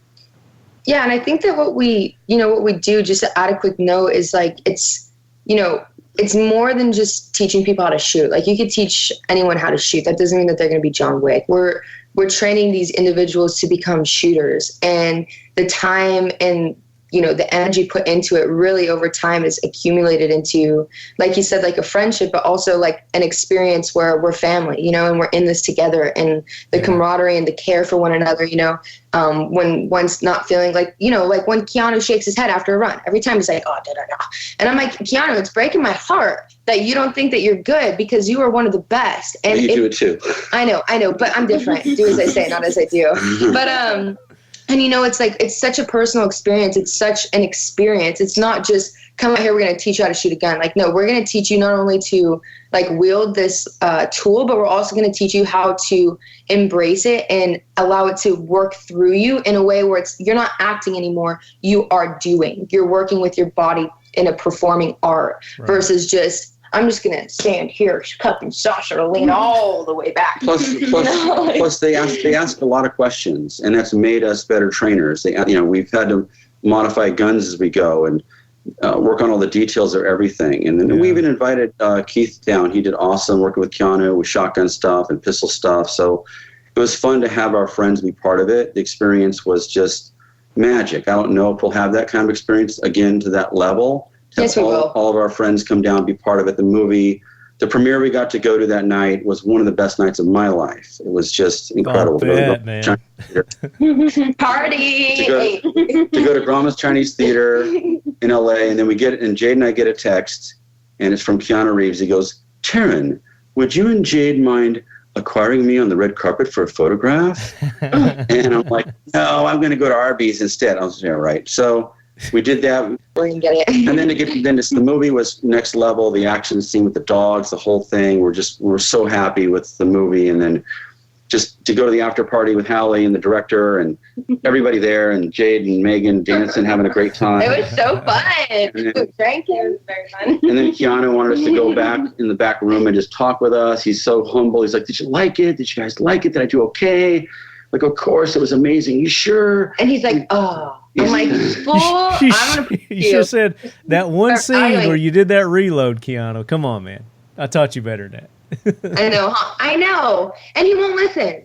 But, ultimately, at the end of the day, I hope that one day he will, feel that sense of pride that we feel in him. I mean, anytime we talk about Well, I think that's what sets him apart as an actor, as a top tier actor, is that he's not satisfied. He's always trying to improve and always trying to be better.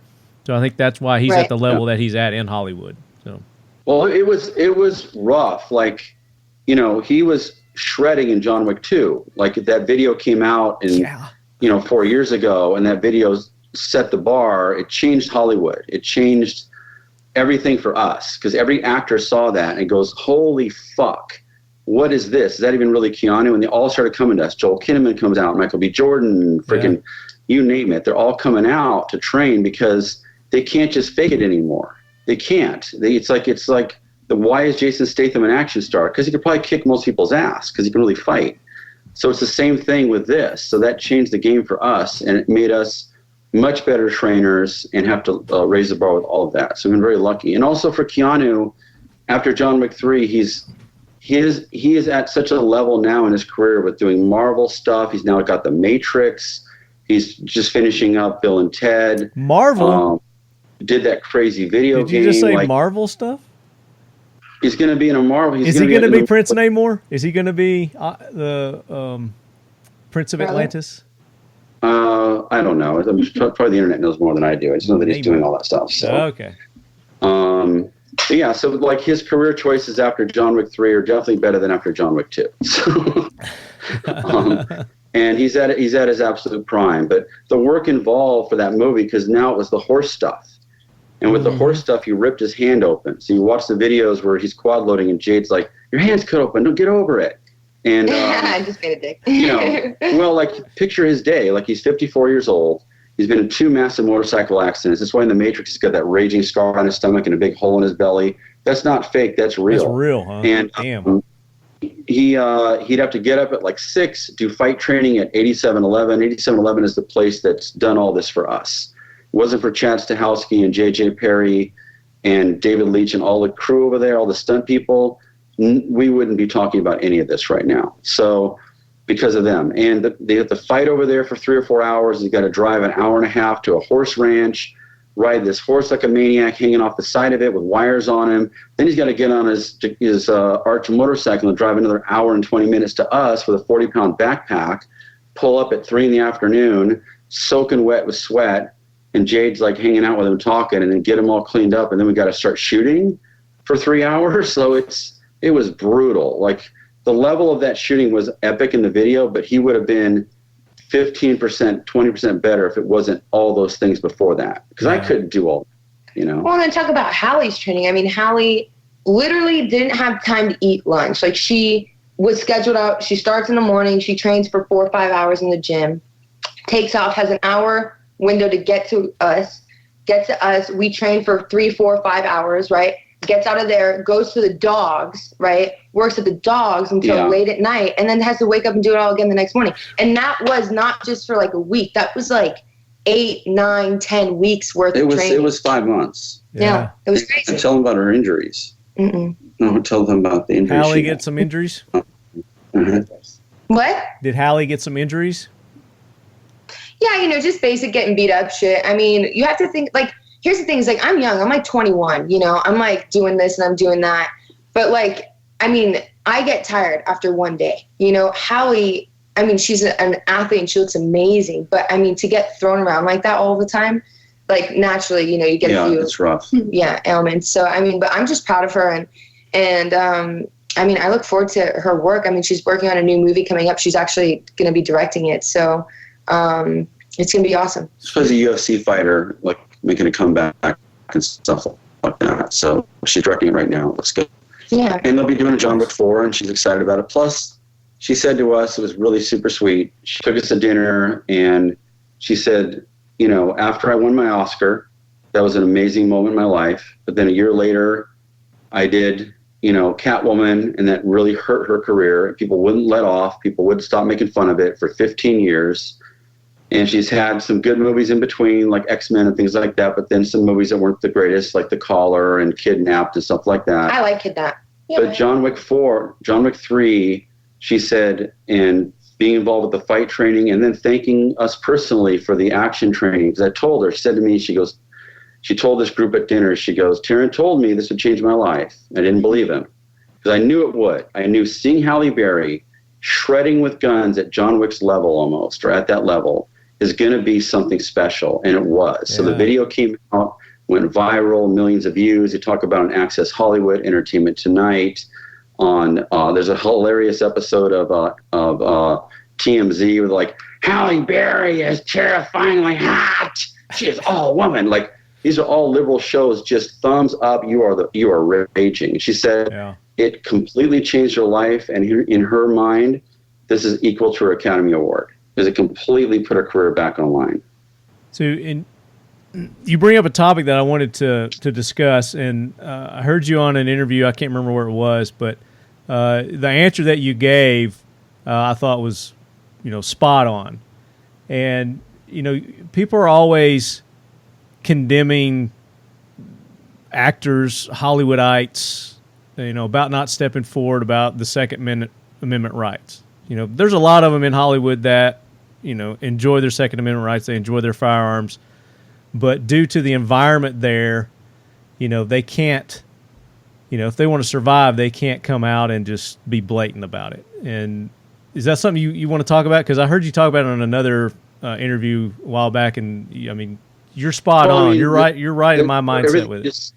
You just talked about it. Like, there's nothing really to say. That's the situation. So, either they can end their career or they can keep working, and that's what's going on. So you have to be, you have to just navigate through Hollywood in the proper way. It's just how it is. Like, I wish there was some more studios that were run by people with different views or whatever, but they're making movies about guns and shredding and everything, and I'm trying to help make it look good with Jade and Megan and make everybody look, as good as they possibly can. There's nothing more annoying than watching somebody hold a gun like an ass, or Rick Grimes like Coral with the python down. And the bullet skips off the ground and hits a zombie in the face. You can answer this. Cock a shotgun 4 or 5 times after it's already been racked. Yeah. What was the question? Well, you're doing well. It wasn't really a question. It was more of an observation, a comment that the misconception of actors and people in Hollywood, not stepping up and supporting the Second Amendment. I mean, they can't. Like they're trying to work. Their hands are tied. Yeah. You can if you're at a level of Bruce Willis and Clint Eastwood, but not everybody's at that level because that's Bruce Willis and Clint Eastwood. They can do whatever they want because they're fucking Clint Eastwood. So. But when you're more of a up and coming actor, or whatever, you gotta like do your thing. And I mean, I know so many producers, the biggest in Hollywood, that have bought my entire John Wick collection twice over. So, there's a lot of people that love shooting, and there's people that come out that are totally against it. By the end of the day, they're having a great time. I've done that. We've done that more times than we could possibly count. Where they'd come out there, we knew they weren't into this. But by the end of it, they're like, one more run, one more time, one more run. Let me try this. Like, oh my God, this is crazy. Like, And that's yeah, go ahead. Sorry, I was just going to say that I think that the cool thing about what we can do is we can offer them an experience to where they really get to just immerse themselves in a sport that, in a way, and in a facility that isn't like anything else in the world, and to really just kind of begin to feel comfortable and really get into it deep and really find a passion for it. Because, I mean, I'm not going to speak for everybody when I say this, but I am going to say that, like, people fall in love with shooting, like the sport of it, the fact that there is a competition involved, the fact that there is a skill set necessary, that there's a mindset necessary, that there's a way to apply the technique in a way that keeps us hungry. It's like I have not met one person that has come out and said, I don't like this. Mm-hmm. Like, I have not. And and there were people we knew were beyond anti. First we train them, get them all squared away, reloads, the whole thing. We do our thing. Jade and I have our styles. It's all great. But then it becomes a mini competition. Within yourself, too. But they're running a course that's very similar. And each actor wants to kind of beat the other actor. So it becomes like a friendly fun, like a mini golf course and things like that. Yeah. And by the end of it, they're just having a ball, like, just loving it, And people don't know what they don't know, but that's our job, is to teach them. And if we can teach them in a way that, is positive and productive, in a way that is inviting and encouraging, then I think that we're doing our job. You know what I mean? And that's the hope, is that we can keep creating an environment and a workspace in which people can express themselves and actually enjoy it. And really do it well. Well, it sounds like you guys are definitely doing that, and you're on top of it. And that's what we preach on this show, is that you want to change somebody's mind, invite them out to the range with you. Take them to that safe environment, teach them the proper techniques, the proper way to do things. Yeah, teach them how to understand, respect what we're doing. And I think that's the bottom line. And we got a couple of years, a year and a half ago, we got a special opportunity to do an episode of the Kardashians. And we knew we'd get some from it. Like 5% of the people were talking trash to us about it. Like, why did you kick them off the land? Why did you punch them in the... And like, burn them at the stake! But think about this. Like, they're probably the most popular people in the world. Each one of them's account is 100 to 150 million followers. They handled Jenner being the number one supermodel on the planet, finally beating Gisele Bundchen's 7-year winning streak. So to turn that down, I had the opportunity to show their audience how to clear a gun safe. That was my number one goal on the range, was to show them that if you find a gun somewhere, because there's always a party, there's people that could be somebody's gun under the couch, some idiot goes in the back, pulls it out. Well, I took the mag out, it's empty, boom, and they shoot a guy across the room or kill their girlfriend. So I wanted to get across how to clear that gun on this show with their audience, which is 75% not our audience. And that to me was important. Plus, they had a great time. You watch the episode, they're walking away like, oh my God, that was amazing. Plus having Jade there, Megan, Nikki, and Jennifer Irene, and Hathaway, they're like, oh my God, these girls are smoking hot and they can shred. And their personalities with them immediately clicked. They loved it, Mm-hmm. Yeah, and I agree, and it's like, I think for all Second Amendment advocates, like all of us here, is like the question is how do we get our message out, our side of the story, from what our point of view of what we love. And so I agreed with Taran when I said like that would be a really like great opportunity. We do not need to turn it down, because this is an opportunity for us to talk to not just like to people in that world, but also to young women, to young people that, let's be honest, everybody nowadays like idolizes celebrities and they put them on this pedestal. And so if we can find a way, like we can't go teach everyone. We can't. Like, we couldn't teach every single person if we wanted to, but we can teach the heads of whatever it is, whether it's, the police department, military, celebrity world, whatever, what have you, and have that trickle down in a way that it reaches a bigger audience. So I agree that we shouldn't have done anything but go and do what we do best, which is shoot. And then speaking of that, like, something special happened like 6 weeks ago where we had a lot of actors coming out and posting runs on the property, shredding, and they were pretty good runs.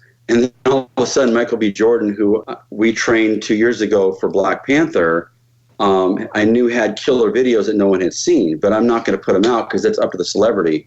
He puts a video out like, okay, it's my turn, bitches, kind of. I don't know what he said. Yeah. He's like, all right, everybody's doing it. Watch this, motherfuckers. Mm-hmm. And he's fucking good. Like, that guy was a total natural. He's unbelievably good. Yeah. And his video comes out. This is the first video we've ever had we're involved in that's just like a click away from 10 million views. Oh, wow. Mm-hmm. So if you go to Michael B. Jordan on Instagram, it's just about to break 10 million. Is this when he's training for Black Panther? It was for Black Panther. So the video was old, but nobody knew it. Nobody cares. Yeah. He's shredding through some course with Jennifer Irene with the timer. And that video's got comments from Bones Jones, Jamie Foxx, like, holy shit, man, you're the man. You got Tiffany Haddish, thumbs up. You got Billie Eilish, the singer. You've got Justin Timberlake. You've got another Tennessee boy. All these people, everybody. Russell Westbrook, just all flipping out. The most popular soccer player on the planet. Like, oh my God, you were just devastating. That was very unique, like, and a special moment for us that our training is his biggest video of his entire Instagram. And showed all these people that are not really of our world, thinking that's super cool to do what we do. Yeah, I think it's awesome, man. I think it's awesome what you guys are doing because you are reaching that demographic, that we're trying to reach. You're getting to them and you're doing it in a positive way, and that's the best thing about what you're doing is the positivity that you're exuding with what you're doing. And I congratulate you guys on that. I commend you on that, and thank you for doing that on behalf of me and our community. Because we are the most diverse community, whether the left wing wants to admit it or not, because we welcome everyone into our community. All races, all religion, all sex, all color, everything. We're the biggest, most diverse community there is. They just don't want to admit it. Yeah. So thank you guys. That's awesome. Love what you're doing. Keep it up. Thanks for the support. Thank you. Just want to do our part. Big John has been quiet this whole time. I know he's want to ask some. You want to ask some questions? You got some questions? You muted yourself there. You're muted. Yeah, you're muted. Unmute yourself. Sure. He's sitting there talking. How you doing, beautiful? There we go. Hi. Hello. Yeah, I have a couple questions written down on notes. I'm really curious to know, if you have questions, if you're talking about something like training and you have a challenge, do you solve these problems all by yourself, or is there a core group of people? I've been in this game for like over 25, 30 years, and I've never wanted to be just dogmatic and just stick with one thing. That's why I've shot so many different disciplines, from IDPA to 3-gun to USPSA limited 10, production, revolver, all this crazy crap. And then I also have worked with a ton of different military people and law enforcement, and I always want to Jeet Kune Do their ass. So they'll show me something, and it might be completely fucking retarded, or it might be amazing, or it might be a little bit of everything. So I just take everything I can from everybody and I incorporate it into what I want to do and learn. And Jade has also been such a good trainer in going out there and learning more stuff and seeing more stuff and bringing it to the table. She actually drove all the way 2 hours every day to go train with Hallie at 8711 with cert guns and put that time in with Hallie with the actual fighting and movement and the shooting with Heidi Moneymaker, who's this incredible stunt woman. And in the end, she never got paid for it, but she spent a ton of money on a bunch of fake guns and all that. And it was really made me think, wow, like, she really cares about this training to go that level, to put all that effort, take days off of her time to go work with Hallie like that.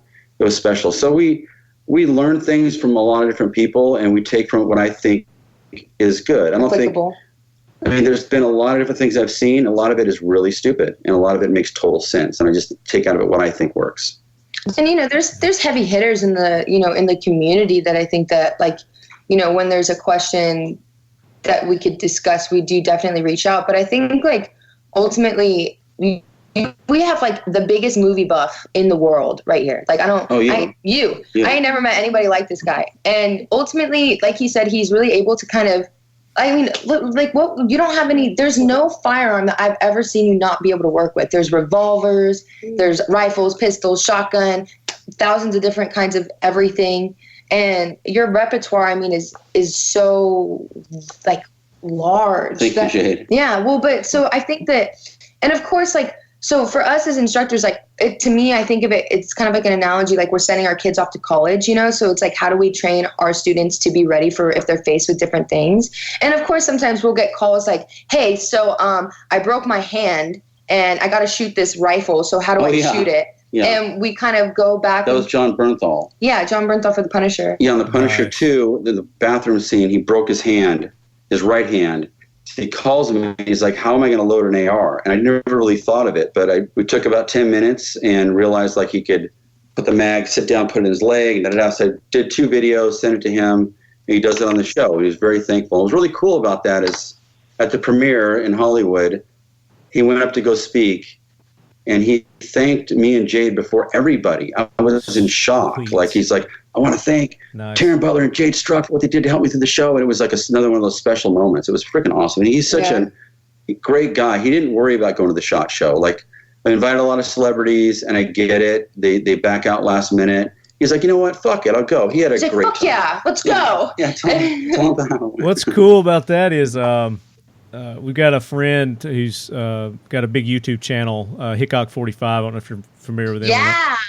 Yeah, so Big John, his son, had one of my shirts on, one of my Talking Lead T-shirts on, and he got his picture taken with John Bernthal wearing my T-shirt. I thought that was kind of cool.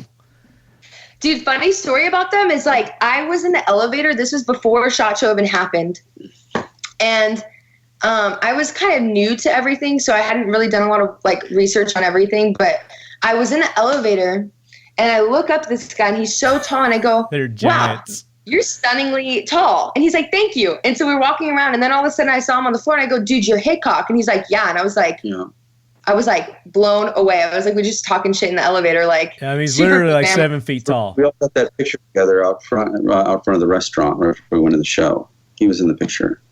Oh, fuck yeah. That's right. Yeah. I was like, why does he look so familiar? Very short now. Oh, yeah, Yeah, the only other thing, when I get an opportunity to talk with professional shooters, I'm always very curious to know what percentage of their training time is dedicated to dry fire. Go ahead, Jay. I'm going to say 98%. And how? So 98% of your training time is dry fire only. And how many rounds do you shoot annually, rough average? Of a year?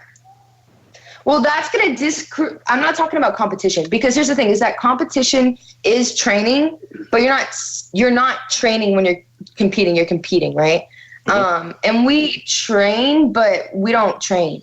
So we haven't trained, like, for ourselves in a while. We've been overwhelmed. I've let our schedule get run ragged. But what she does that makes her so good is I put her on the spot to shoot in front of these superstars.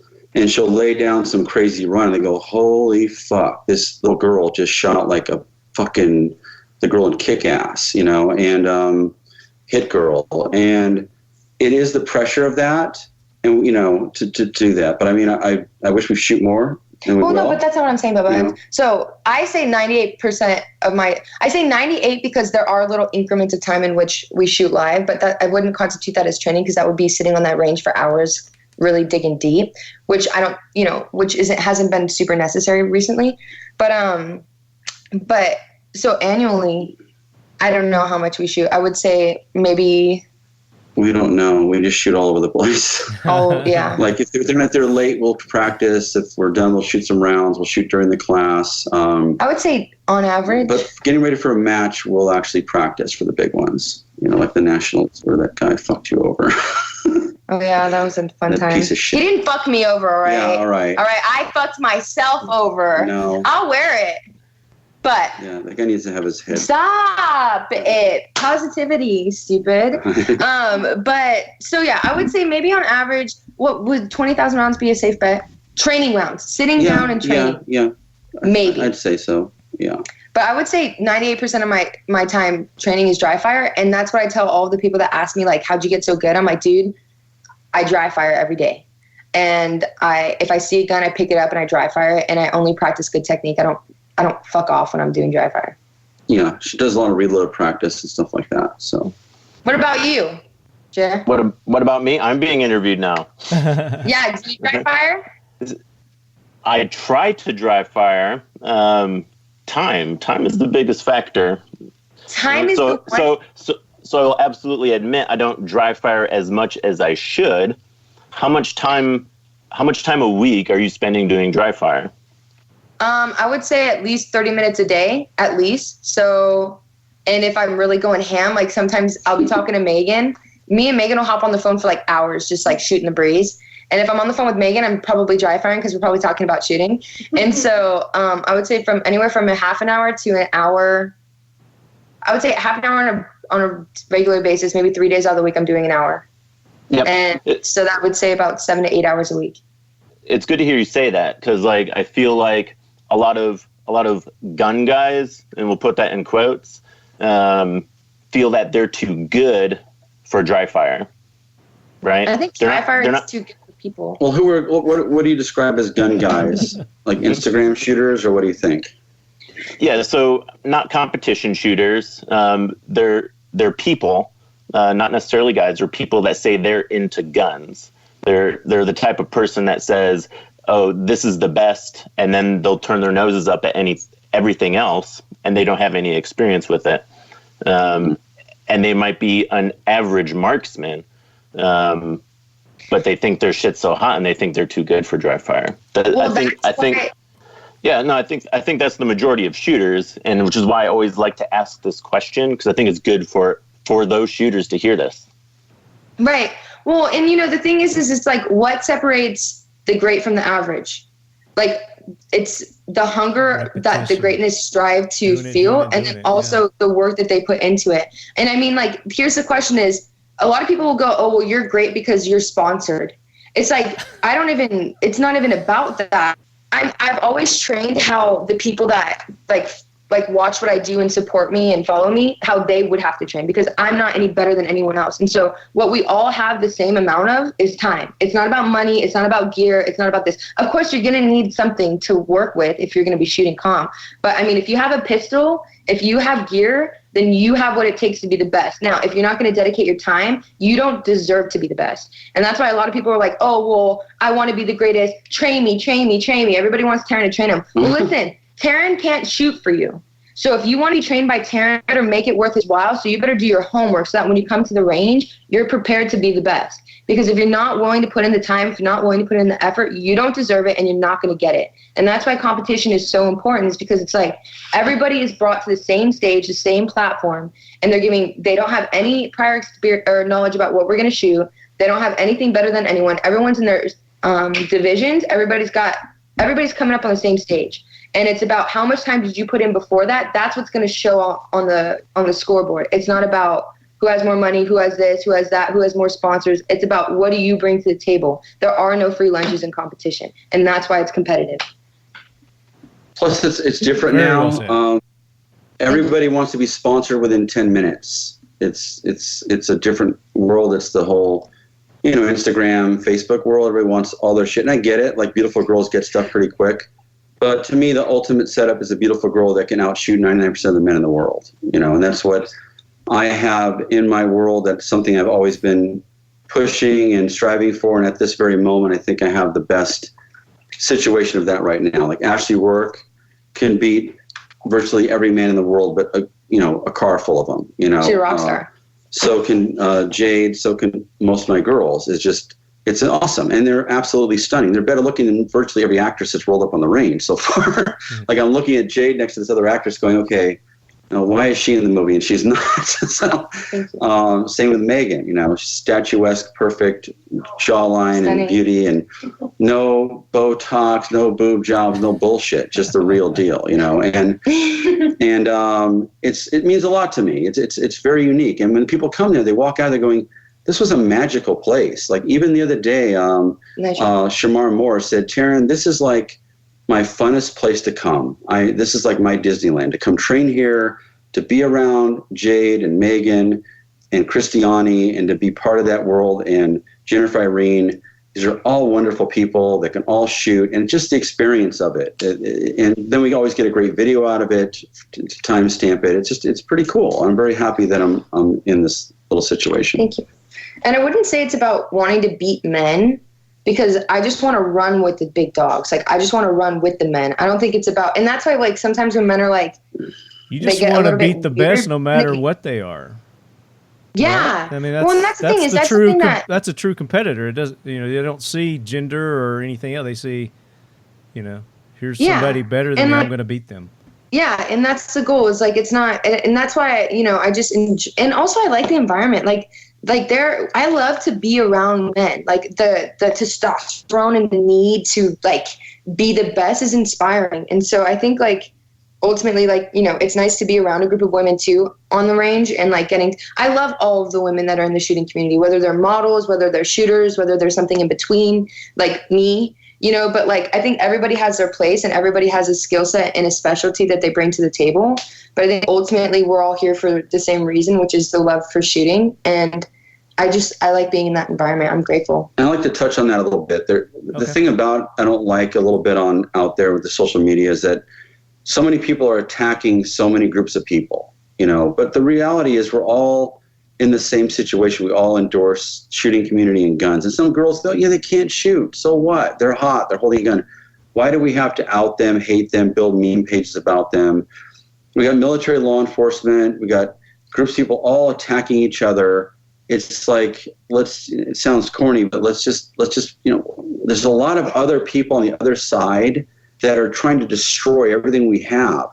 Why are we fighting each other, our own teams, when we should be fighting people that want to take everything away from us and completely destroy everything? But we're putting all our energy into fighting someone that believes in the same things you do. So what if they're not as talented? We are our greatest enemy.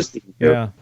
Just ignore them. If you don't like them, you don't got to like design a way to destroy them. It's just a waste of time. Well, and I think that that's a problem that we have as people sometimes, is that we get like jealous or envious or like resentful of one another. And like, kind of like what I was telling Taran the other day is like, if I'm a hand and you're a foot, that doesn't make my skills, like, you can't do what I do as a hand and I can't do what you do as a foot. So why do I care if you're a foot and I'm a hand when we're both part of the same body, and without each other, we wouldn't be able to do what we do. Mm-hmm. Like, we would kind of just, I think it's sometimes can be like a little bit of an ego problem. Like, I think all egos, especially when you get on the range, should like be shed, because are we here to learn and to shoot and to enjoy our time together, or are we here to fucking bicker and ruin our time together and end up like just being like, oh, well, that was a shitty day. Like, no, we want to all come together and be a part of, because we're all part of the same family.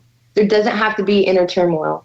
And like, I think that, Amen. Ultimately we need to accept one another for being ourselves, like also look at all these beautiful women that get out of the military and they can like go and make a living modeling in the gun world, doing what they love to do. Like, why, not that anybody talks shit about anybody, but I mean, like, why wouldn't we encourage people to benefit from either some like gifts that they've been given or passions that they have or anything like that? Like, that's none of our business. It's just our part to support one another. And I've been guilty of it too. But like, I started in this and everybody's like, you're pretty, you can't shoot.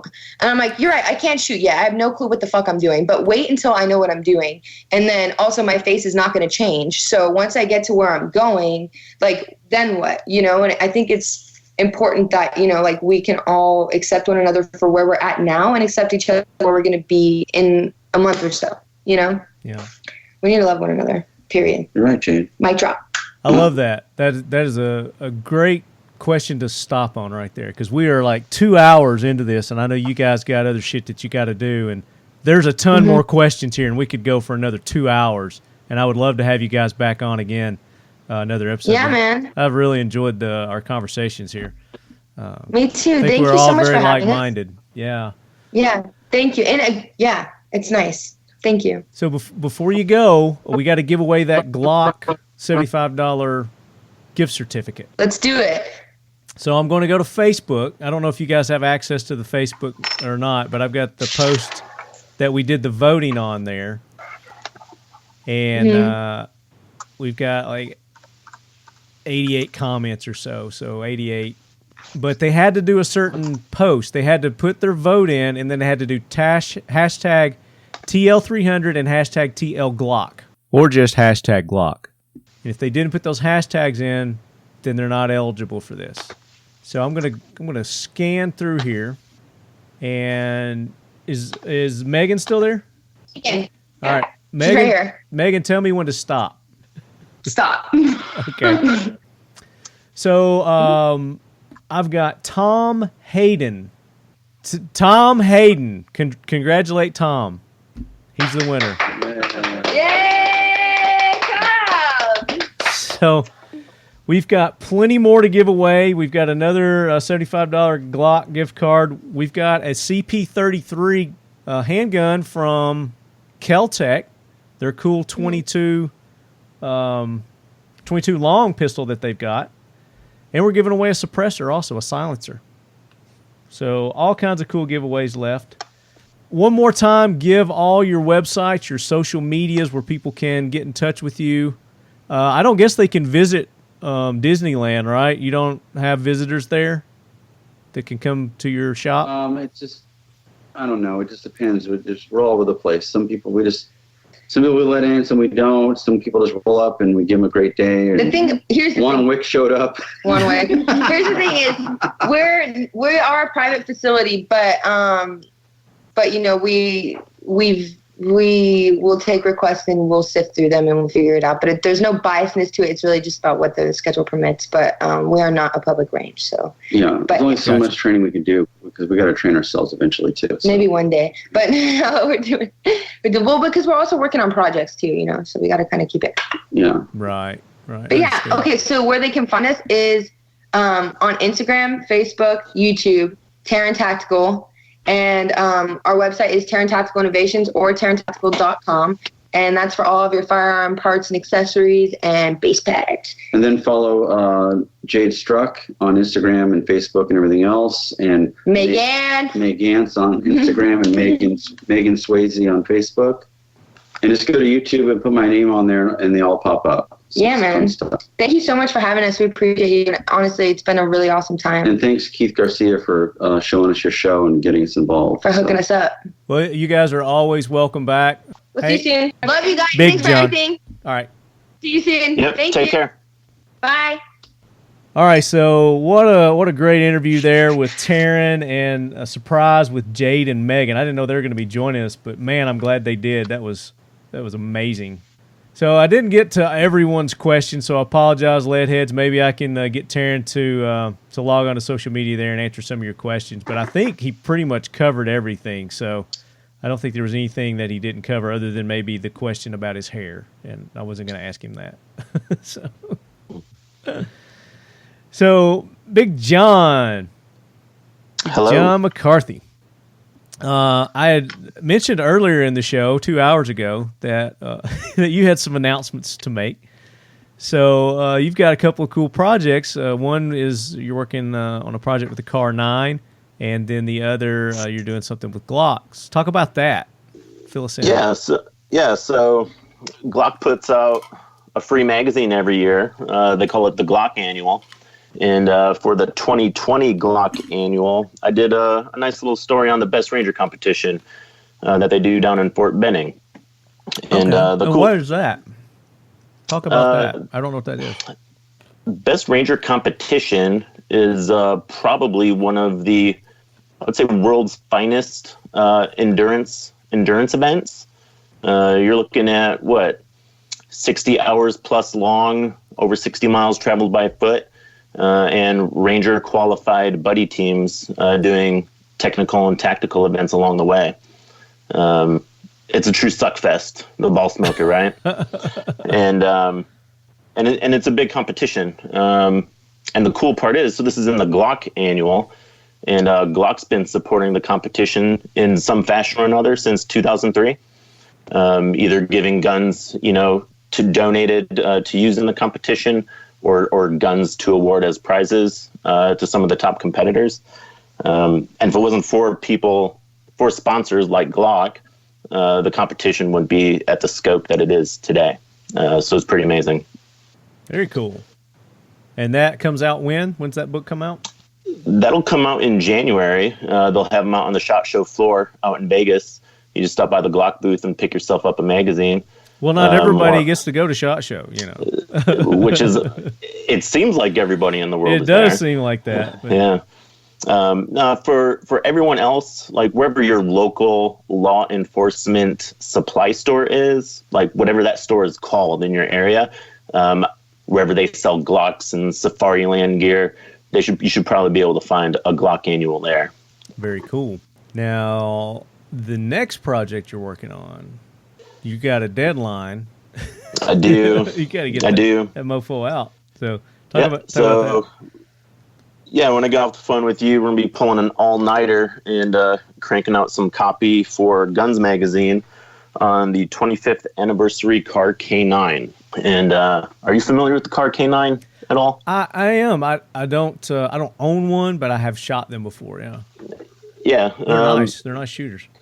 Yeah, so Car initially released the K9, which is a double action only single stack 9mm pistol back in 1994. And this is before EDC was even a thing, right?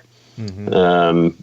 If you were packing heat on a daily basis in 1994 and you weren't carrying a full-size 1911 or Beretta 92 FS on your hip, then you had like a little 380 pocket pistol, right? Right. And the small concealable 9mm pistol just really didn't exist. No, not at all. I think that's why there were so many 380s out there. Everybody was carrying a 380. Yeah. So that's what kind of makes the car, the K9, kind of a big deal. It's been around for 25 years. They still make them. I want to say they've got like 40 different variations in size, caliber, color, material, polymer and steel, whatever. And Crystal Pepsi didn't make it through the 90s, right? But the car K9 did.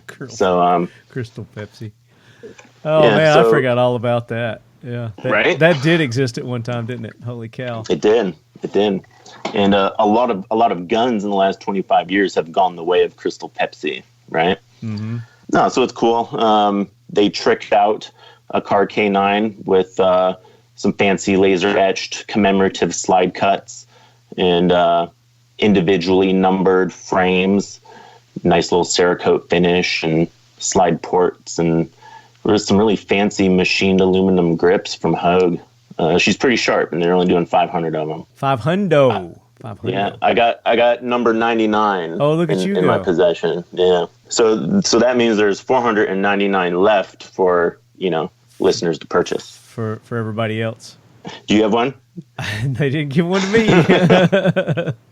I sure don't. I'll send him a note. Yeah, say, you looked Lefty there, guys. What's up with that bullshit? Save one for Marty. Well, that's cool, man. So, anything coming up that you got? Yeah, hopefully, fingers crossed. The next gun we have to review on deck is going to be the Bergara Ridgeback in 300 PRC. Those are kind of expensive, aren't they? So if we're talking about like MSRP, I look at a lot of gun stuff, so a lot of times I forget prices. I want to say you're looking around the $2,000, $2,500 price range. Yeah. On that. Yeah. So 300 PRC. If listeners aren't aware, that was picked up as like the new big long range cartridge for SOCOM this past fall. They got a contract for 300 PRC. Think 300 Win Mag, but better. and you'll have a pretty good idea what 300 PRC is all about. I haven't shot the 300 PRC yet. I did just build a 6.5 Grendel, believe it or not.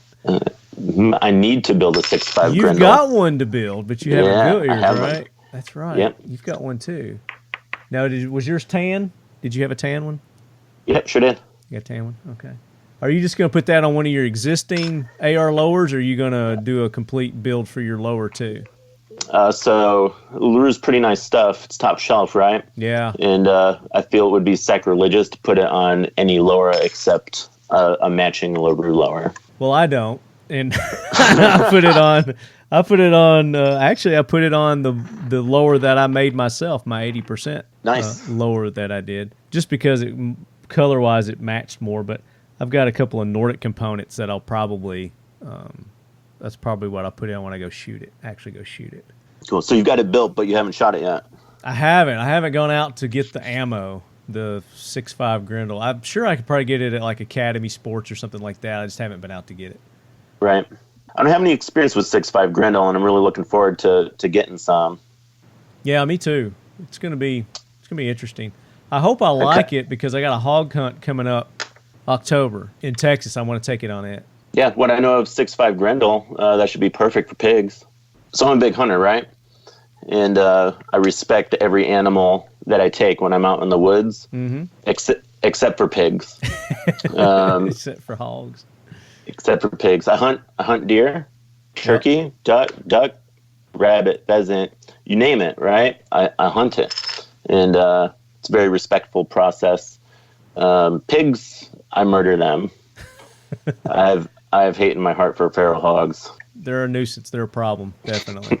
So, anything else new and exciting in Jeremiah McCarthy's world? I mean, if we want to get personal, you building the driveway, right? Yeah, I'm doing my own concrete driveway. The concrete contractors are all too busy to even get me a quote, so I was like, "Fuck it, I'm gonna do it myself." I mean, that's what you got to do sometimes. You just gotta say, "Fuck it, I'll do it myself." Yeah, can't rely on other people. Yeah.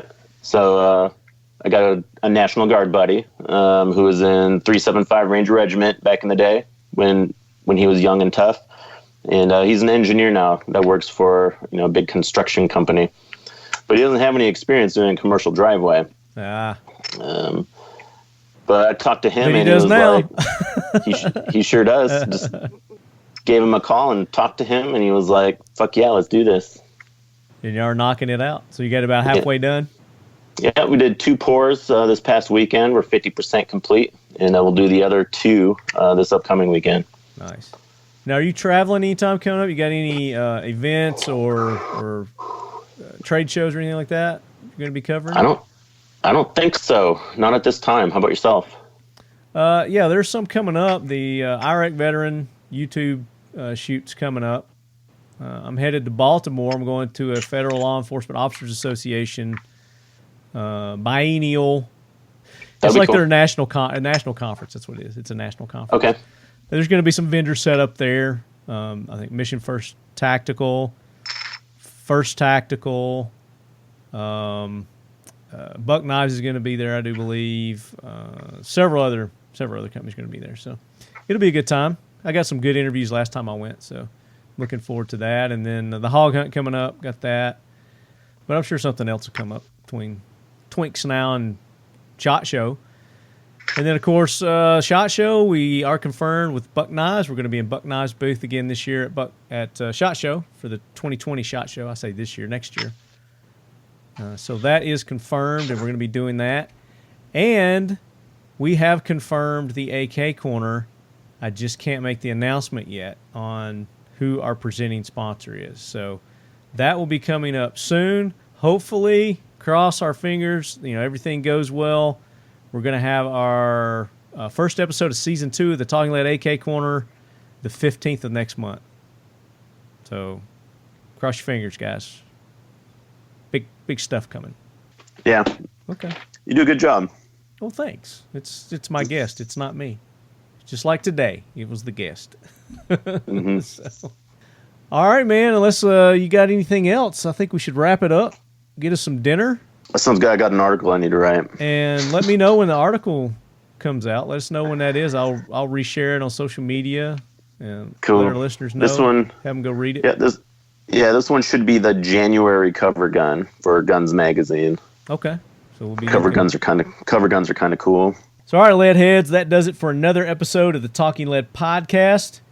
As always, you can find us on iTunes, iHeartRadio, Stitcher, Spotify, all your favorite podcasting apps. If you listen to us on the Firearms Radio Network, go and find our podcast directly and subscribe to it, and you'll get the show a few days sooner. And leave us a feedback on iTunes. I don't know if you can do it on the other podcasting apps or not, but definitely on iTunes. That helps us with the ratings. And sometimes we'll dig down in there and we'll pick a winner for some of our swag stuff that we're giving away. And a big thanks to all the companies that are taking part in our 300th celebration giveaways. ASP USA, they put up those awesome XTDF flashlights, dual fuel flashlights. We gave all of those away. 1776 United and their gift cards. Thanks to James over 1776 United, the official swag of Talking Lead. Get your Talking Lead t-shirts there, your Talking Leadhead Brigade patches. X-Steel Targets putting up a set of gongs. We haven't given out how we're giving that away yet, as well as the Kel-Tec CP33. We haven't given details on how we're going to be giving that away, but we are going to be giving those away, adding those to our kitty, so to speak. Rats Tourniquet, our good buddy Jeff Kirkham over at Rats Tourniquet. Black Rifle Coffee, Ready Man Network, behind all that stuff. We've got some rat tourniquets that we're giving away, thanks to him. And, of course, Glock with those $75 gift codes that they've been giving out. We've got one more of those to give away. And I've been giving out Leadys, Talking Leadys, the Evil Black Assault mug. Talking Leady, don't be a snowflake. Get yourself a Talking Leady. Better than a Yeti. Talking Leady. And we've got new colors. I haven't got them posted yet. We've got a silvery grayish color, calling it the Silver Bullet, and then the classic Evil Black Assault mug. And that's over at dip123.com. Danny at Dipstick Hydrographics. And then the suppressor. We're going to give it away soon. It's coming up. Just post something on social media what freedom means to you. Hashtag TLFreedomCast, hashtag TL300. Do a post on social media what freedom means to you. We've got several of you that have posted those, so don't forget to make your social media post and do the proper hashtags. And Dooley Defense is doing the suppressors. Thanks to Nick Dooley over at Dooley Defense. All right, Big John. That's it. Thanks again for joining me.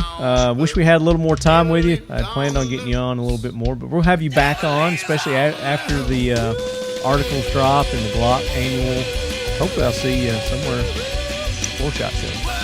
Yes, I'm sure we will. And thank you very much for having me. And as always, lead heads, keep your loved ones close. And your firearms closer. Hey, Leadhead Brigade. This is Jeremiah McCarthy wanting to congratulate Talking Lead on 300 episodes.